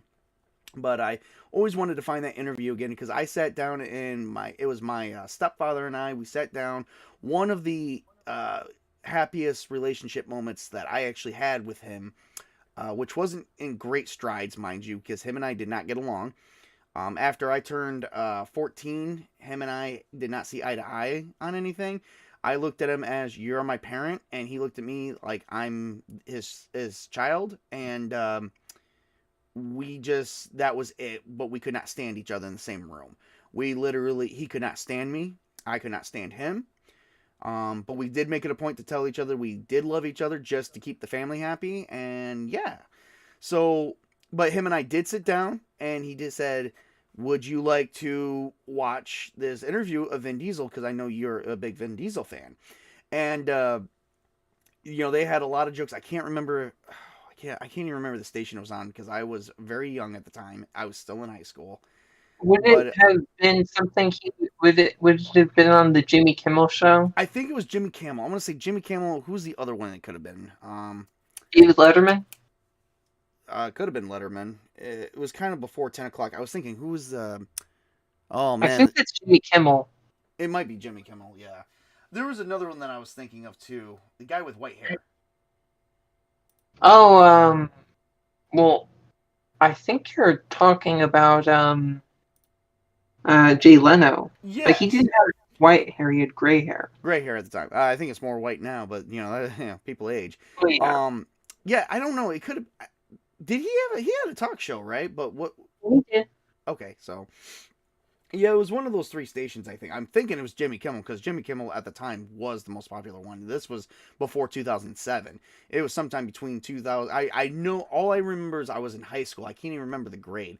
So it was before, but I do know it was before my senior year, which was 2006, 2007, which was my senior year in high school. So it must have been between, and I already left my girlfriend behind, not by choice. My family moved away, and so I changed schools. So it had to been 2005. It was 2004 or 2005 that I saw this interview. So I got to see if I can find that again. But I saw an interview of him talking about him playing D&D, and Jimmy Kimmel was like, "Oh yeah, I play D&D too." Oh, really? I did not know that. Mm-hmm. Mm-hmm. Well, like I said, I also can't remember everything. Like I said, I even had to sit there and freaking figure out. I'm sitting here out loud thinking of when it could possibly be. So I don't even remember it all the way. But We should probably let Mel talk because she's just sitting there working on her art. I'm fine. I know. I will. Just interrupt us, Mel. Whenever you're ready. My mama taught me better. I ain't interrupting nobody. But it's a friendly interruption. Nope. I have better manners than that. But it's a talk show. No, just kidding. But I have better manners now. I think there's room to debate this part, but we're not going to. Oh boy. Well, what else to talk about or cover? I have to actually go through all these books. We should like host sessions where we start going through some books. I mean, have you guys managed to read too many of these books, or just like light loads? I mean, any of these books at all besides the core books, or just the core Uh, books basically? I I've have done I've very looked light at run some of throughs them, of. not all of them. Yeah, Go I've ahead, Bill. done. I'm sorry. No, that's okay. I've also done very just light run throughs of the core books. I haven't really dug too deep in anything else. Okay, okay. I was just curious about. I was just curious about that. Jeez, I'm the only one that finds time to read. How did that happen? And No, I read, Oh, okay, just I have time. right. Yeah, same for me. Yeah, that's the same thing for me, but somehow I managed to beat I beat the challenge. uh, that hell, I couldn't do it 7 years ago. 7 years ago, if you said, "Hey, can you read 3 books for me?" and it's like, "No, I don't have time. I don't even know where I'm gonna have time." It's like, no, I couldn't even make it through one book. Jesus, I couldn't even make it through one book that was only like 200 pages. That might not be an accurate statement. I remember I had a hard time getting through. What was it? It was Grave Peril. Grave Peril? Hang on. There was let me call it off. So I started reading the Dresden Files in July of 2018. I started with the first book, second book. I think the third book is Grave Peril. But it was a third book. It was after Full Moon. And I had such a hard time getting through that book because I was like, and the sad thing is, it wasn't even that long. It was like the same size as the other 2 books, and it's like the first book I nailed in like less than 7 days. The second book I took maybe about a week, or week and a half, and then the third one it took me like 3 or 4 months. And I was like, at some point I decided I'm giving up on this because, which I never did. It just took me 4 years to get to the 9th book. Wait a minute. 18, 19, 20, 21, 22. Yeah, a little over 4 years. Almost 5. It'll be 5 this July. So, yeah, I get it. But for some reason, I seem to have extra reading time. I wonder where that happened. I also forgot like half of April is over with. Well, I do have time to read at work, but I've also been doing a lot of building up of my settings wiki. Oh yeah. Oh, I definitely know you've been busy about that. I've been seeing stuff about that. Yeah, actually, that's a good little. You've made excellent strides, actually.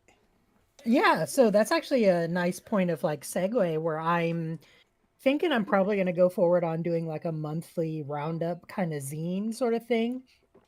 Cause like I love doing design work anyway. I do layouts in my day job, so um I'm basically addicted to doing design and layouts and things.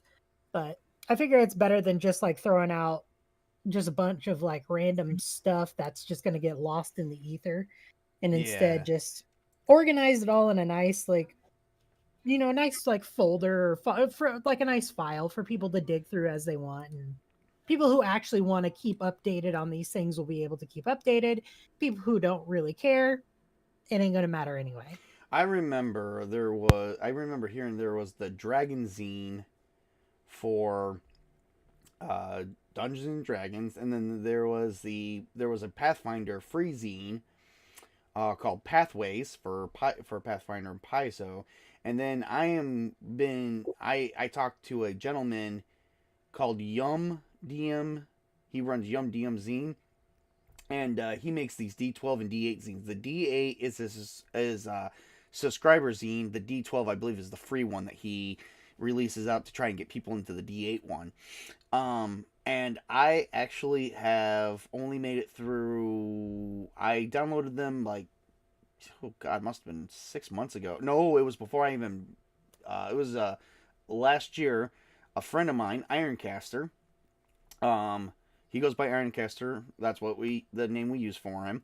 Because he is on YouTube and stuff. And he told me about this zine guy, and I've been going through some stuff. He even does like Halloween themes. Like like love Halloween themed campaigns sometimes, or like holiday theme, not Halloween, holiday theme.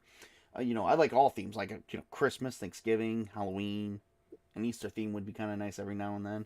Um, I don't know what you would do with that, like bunnies, exploding bunnies. So Kaboom. yeah. So how do you guys feel about holiday themed games, particularly? I The like them, the but I only think they holiday should that has really any, fit into the setting. I do agree with that. In my opinion, the only holiday that should exist is Halloween. Okay. Very, very, very fair. I could take that.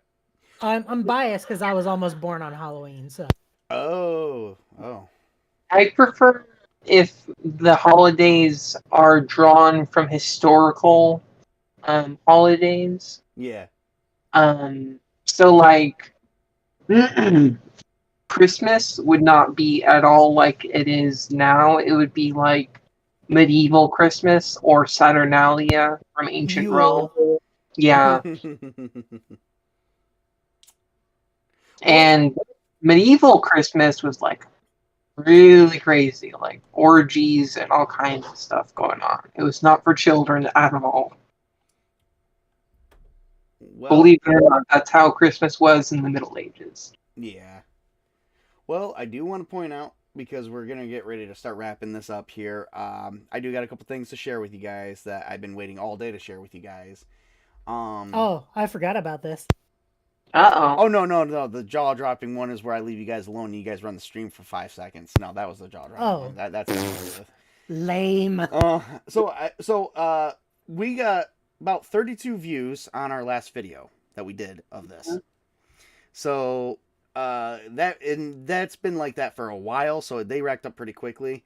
I can't say much. I think Cyberpunk is in because Witch King, we only had an hour video and we're already it's not even been out for a week and we're already at 81 views.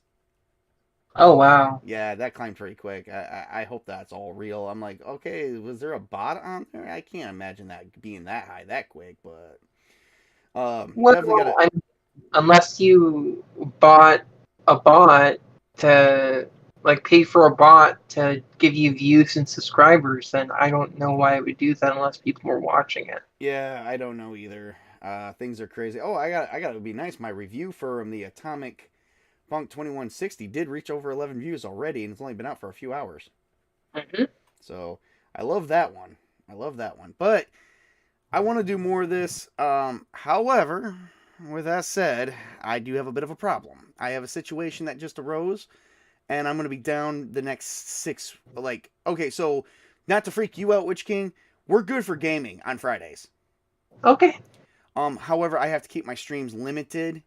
So I'm done for the next 6 weeks. So I'm gonna probably, if you guys want to do another video like this, I can get with you guys 6 weeks from now and see how we can line up schedules, talk to each other, and go from there. I don't want to put a date on anything because I'm just trying to make it to June, without going crazy.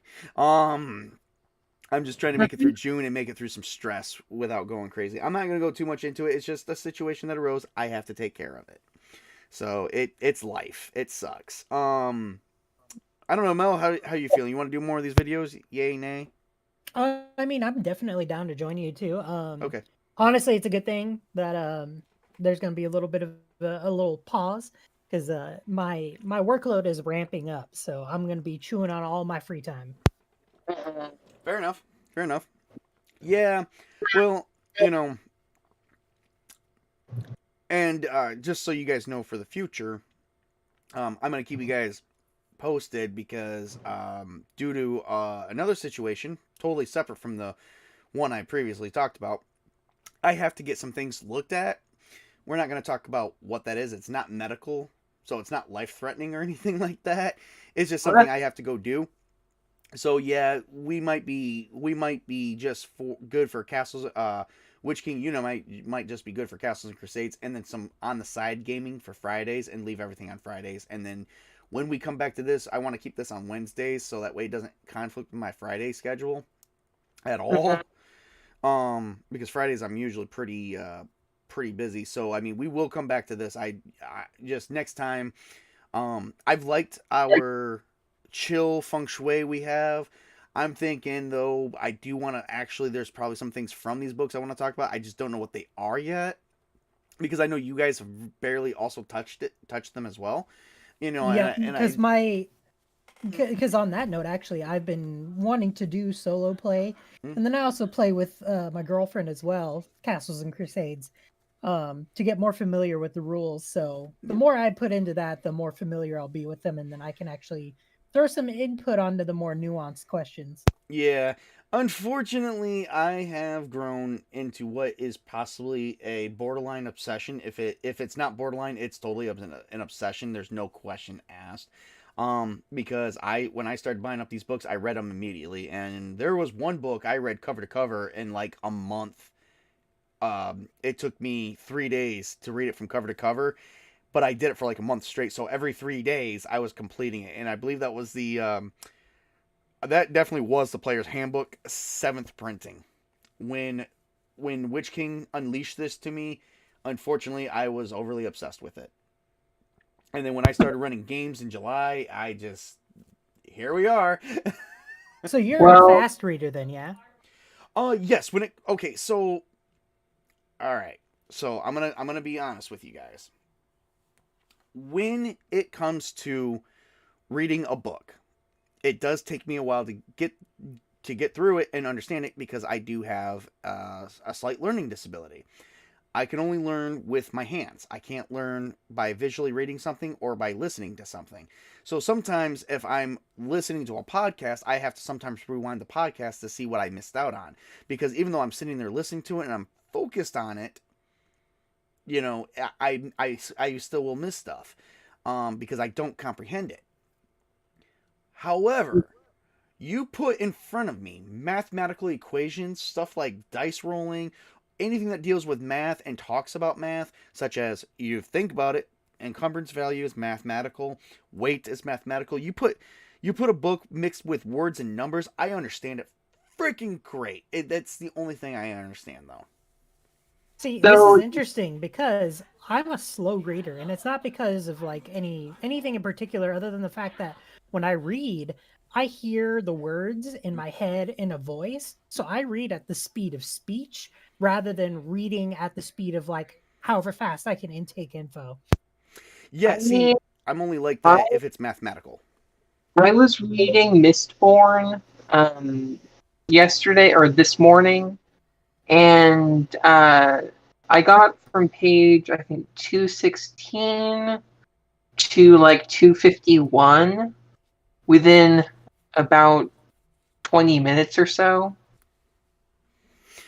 I take So I'm not terribly fast. I used to be a lot faster when I read, but I guess I'm kind of fast reading. I don't know. and that's why I fell in love with Jim Butcher because it took me 3 hours to get through the first two chapters of The Hobbit. Yeah. And they weren't that long. I don't Hmm. think I remember them being that long. But They're see, not. when I got to Jim Butcher, it is something about the tone of the book that I can collect information easily. But the only thing I can always when I'm reading, like, I don't know what it is. It's like a tech manual. When I read a tech manual, I absorb that information like none other. I always thought it was my uncanny reasoning to understand how a computer works. Like, say for instance, Discord, I can almost see the lines of code that it took to make Discord as a program. I can almost tell you what's behind it, kind of like Neo in the Matrix. But when it comes like I can understand that, but I can't understand emotion. I can't understand, and that's part of my disorder. I have a disorder, um, and I don't like to talk about the disorder because it's been mislabeled throughout the years. It's very stupid. You know, someone mistakes my disorder for being crazy and a lunatic when that's not even the freaking case. It's just I have a disconnect on a mental level with emotion. I have a disconnect with tone. I have a disconnect with people. It's very hard for me to be out in life and be connected to people. For some reason, That's Witch King, not. I think you and I kind of saw eye to eye. Yeah, I don't because know. I had an immediate connection with you. I don't want to make a self that or diagnose you or anything, Mm. but based on what you're telling me, it sounds like you might have some of the same stuff. Well, okay. So I am actually I actually have been diagnosed. It is the disconnect is an emotional disconnect, possibly because of how I was raised and brought up, but it is there is a name for it, but it's been misinterpreted to being a psychopath, and I'm not a psychopath. I just Yeah. don't have a care in the world for a lot of things. But for some reason, when it came to my passion, such as gaming, when I started getting into gaming at 18, 17, 18, this has become my passion. And for some reason, I can take in information. If you guys want to be honest, it, you know, if you don't play a computer game, but you want to play a game, the next step aside from that is tabletop. And if you want to be honest, most computer games that come from tabletop games such as Dungeons and Dragons or my personal favorite, Star Wars Knights of the Old Republic, was actually derived from the D20 version. And when I pull up Knights of the Old Republic, because I still have that game, I bought the retro version for my Xbox One. I can see the character sheet in it. I can see the D20 version, and it was even a slimmed down D20 version. And if you actually go back to it and you go in there, if you've ever played it, everything that they designed that game to be was from the D20 version. If you ever want to run Atomic Punk 2116, you really owe it to yourself to get a copy of either on Steam or Good Old Games, a copy of Fallout 1. I already have it. Okay, play it, man.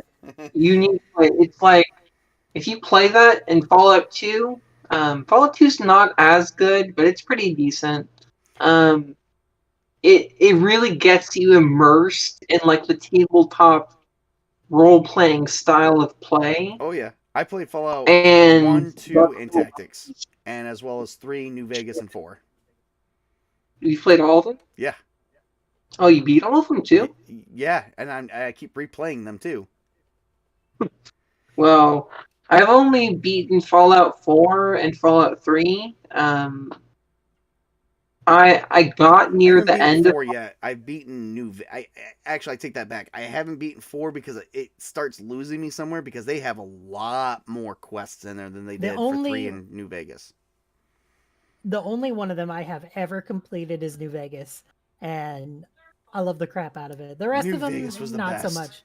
Dude, I did some voice acting in that unofficial like New Vegas mod. Oh, you nice. did?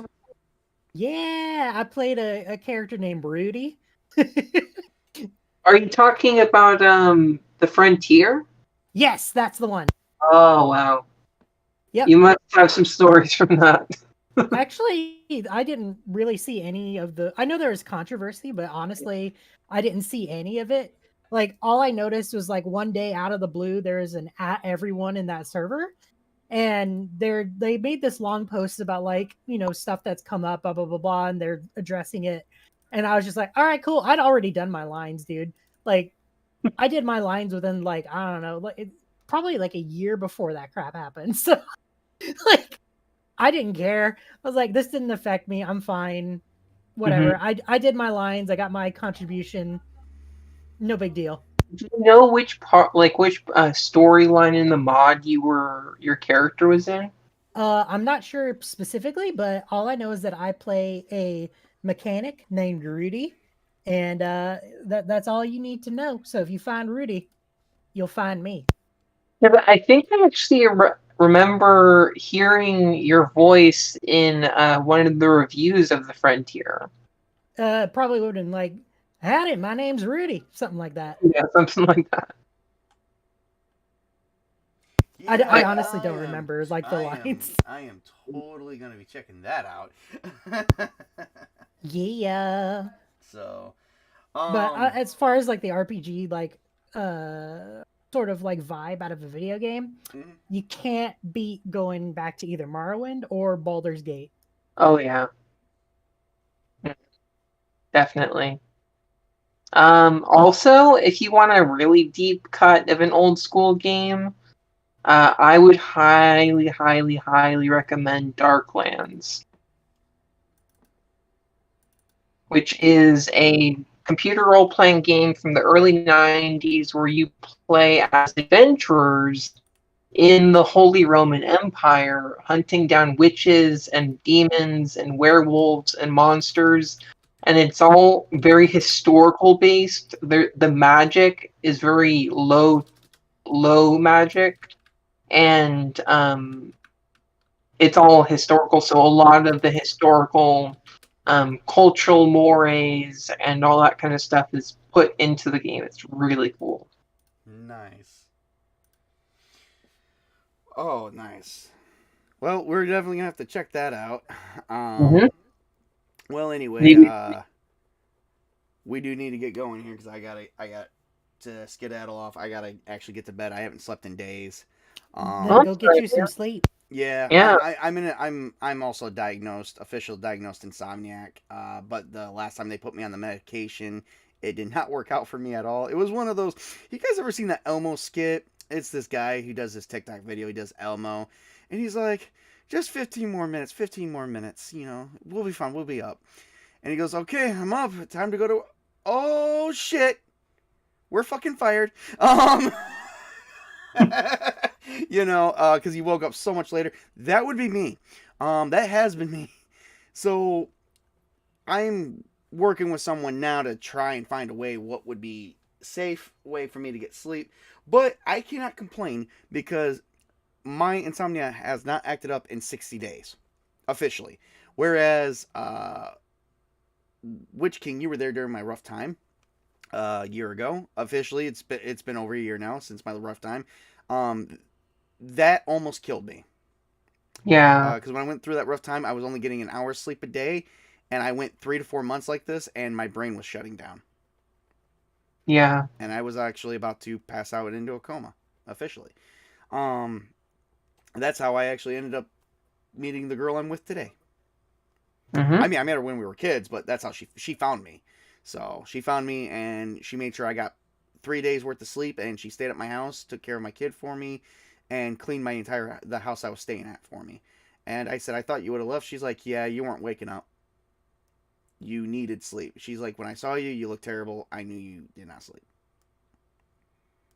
So I will, I'm forever in a, regardless if she looks at it as a dead or not, I am forever in a eternal thankfully thing because I could have lost my life on accident for that. It's just I went through a rough patch in my life. I wasn't doing anything to hurt myself intentionally. I was just doing things that took my mind off of the bad stuff. So, but the bad stuff is, but I do want to point out the bad stuff ended on Saturday. It is officially over with. Awesome, man. Yep, it is closed out. And, this morning I woke up at 4 o'clock in the morning. Didn't even have to work today. Woke up at 4 a.m. and I was like, I'm going back to bed. And so I went back to sleep, woke up at 4:30, then 4:40. And I'm like, okay, am I going to wake up every 5 minutes? I'm just going to get up. Well, I didn't wake up 5 minutes later, but I woke up at 5:50 or 4:50. And I'm like, all right, I'm up. I'm like, that was, I said, if I'm going to wake up every 5 minutes, I'm going to get up. Well, I think my body or someone was playing cruel tricks on me because they made it 10 minutes later. And I'm like, yeah, I'm still up. So I've been up all freaking day. Just, I don't know why. Just to have a spring in my step. But I did manage to get some sleep last night, but it still wasn't enough. I've been pretty much up. Like, I had to work late on Sunday and didn't sleep for those 2 days at least. But I did at least get a cat nap in. So, but still not healthy. So, yeah. But, what you gonna do? Anyway, enough about all that. We are gonna try and bounce back to this in a few weeks. I do maybe, what is it? Maybe before I leave, let me ask you guys a question. What is it would you guys like to talk about, actually? I don't mind leading the show. I have no problem with that. But I like to think that this is more of a equal counsel type thing. But is there anything...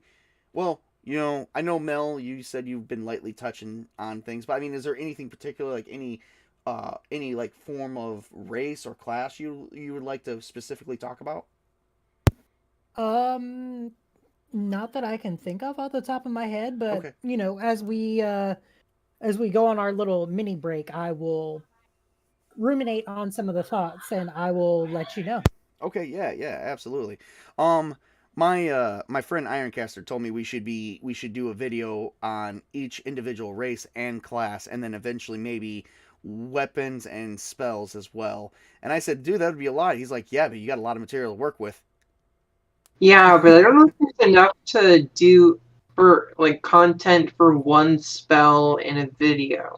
I was actually thinking about doing that in the monthly roundup magazine, just like taking a thing from CNC and talking about it in like a quick Do little you have a roundup. ballpark of how much that magazine will run though?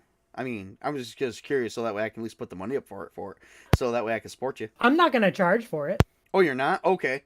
Well, I wasn't gonna assume it was free. No. No. Here's the thing though, like I make enough money, like I'm in a really good financial position. So the commissions that I do take, I'm able to take them at a slightly lower than market value. So I can service more folks for different artwork, but I only take on the projects that I really, really want to take on. And then like the magazine thing, it's a monthly thing. I do layouts and graphic design. It's my profession. It's my literal profession. It takes me zero time whatsoever to do, and I'm not looking to make an ROI on it. It's more so just a thing that I'm doing for fun. Mhm. Granted, if people wanted to, I would more than happily try to find an affordable like print on demand distributor to host it through. But You could always honestly, I'm just kind of like I don't see the point in charging for it, like because I'm gonna be like talking about my campaign setting, doing like a monthly roundup on all the things that I've been doing with that, any of the artwork that isn't under an NDA or that I'm working on with anybody else, any original pieces that I'm working on of my own, or that I have the okay to share. Maybe doing interviews with like a couple of like gamers in the hobby, talking about different like systems and stuff, more or less what you're doing, but in the written form. Nice. Okay. Oh, I was just curious. I just didn't want to assume anything, so that's why I asked the question the way I did. Yeah, no. Mostly like I said, it's more so for me to, because you've seen my tweets going out with like all this info and updates, and those get lost in the weeds with how much goofing around I do on Twitter, just because like I can't help it. I'm a goofball. I love hanging out with people. I love chittering with like my friends and people who are really nice to me. Um, so other stuff gets lost in the weeds, and so I'm like, you know what? It's better if I just put it all into one thing. And I love doing layout. I love doing graphic design. Well, Like I don't know if this was 100% you or not, but since the day I met you, when I met you, I had 203 followers. From the day from our first video last week to today, I went from 203 to 219. Hey, there you go. So, I mean, it may not be you. It could also be me. It could be a combination of all the above. It could be everything. But I have since I've been doing these Let's Talk videos, I've actually seen a growth in my followers. So, but I've also been kind of active though too, a lot more now than anything. Just try to keep people updated. Like, hey, I'm still alive. I would like to announce. Sadly, I haven't gotten any subscribers on my We're channel. gonna have to do something about that because I just got my 94th subscriber today. Yeah, I'm still at 46. I've got to boost you somehow, my friend. I will Yeah. figure out how to work with that. So, well, guys, it has been a wonderful evening with you guys as always. I hope you guys had fun or a wonderful evening. So I did. I don't know if Yes, Mel it was a did. ball. okay, Yeah. that's important to me. That's important that we all have fun. So we'll have to throw out. We'll have to figure out maybe throw some other things in this Let's Talk video. Hell, maybe well, no, wouldn't be able to pull that off. I was thinking maybe we should have some of my players come in and talk a little bit, but I think that two of them are over in the UK, so that's probably not possible because of how late we do. But and it's during the week, but I don't know. We'll figure some things out. We've been just jamming it with Castles and Crusades. I mean, I cannot express my love enough for TLG and what they stand for.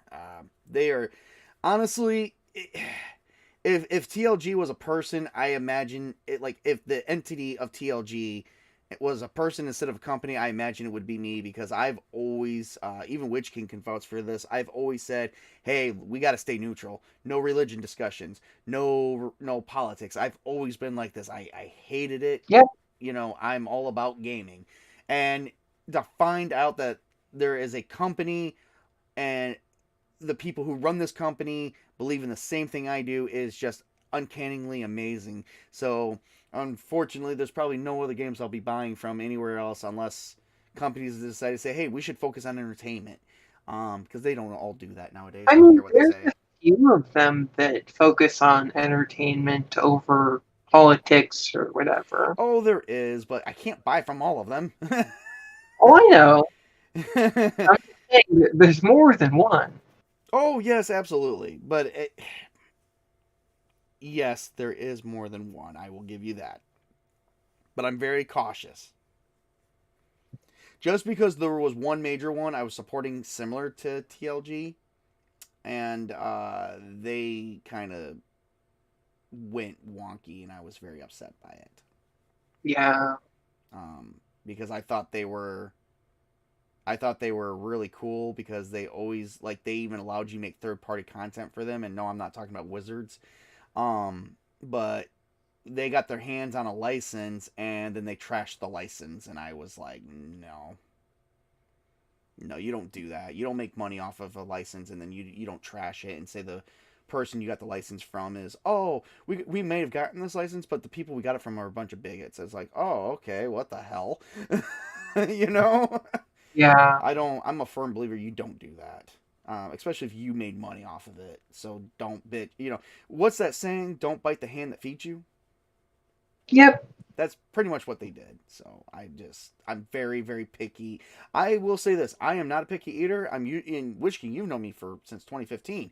You've known me not to be very picky about anything, but I have become, because of everything that's happening, I have become very picky of a person when it comes to games now. See, I kind of wish that you didn't have issues with that company, because I do like some of their games, and I miss playing them. Which one are we talking about, particularly? The one that did the Lovecraft game. Oh, yeah. Chaosium. No. This is basically Terminator by way of Call of Cthulhu. Ah, gotcha. Well, boys, since we've been doing the Minnesota goodbye for a little bit. Yeah, we do gotta get going. I'm gonna dip because I got some unwinding that I need to do. So you two have a good time. Thank you for having me on, and I will get back to the both of you on more content ideas. Okay, all right, fair enough. You have yourself a good night. We're wrapping this up anyway. Goodbye. Have a great evening, everybody. Yep. Bye.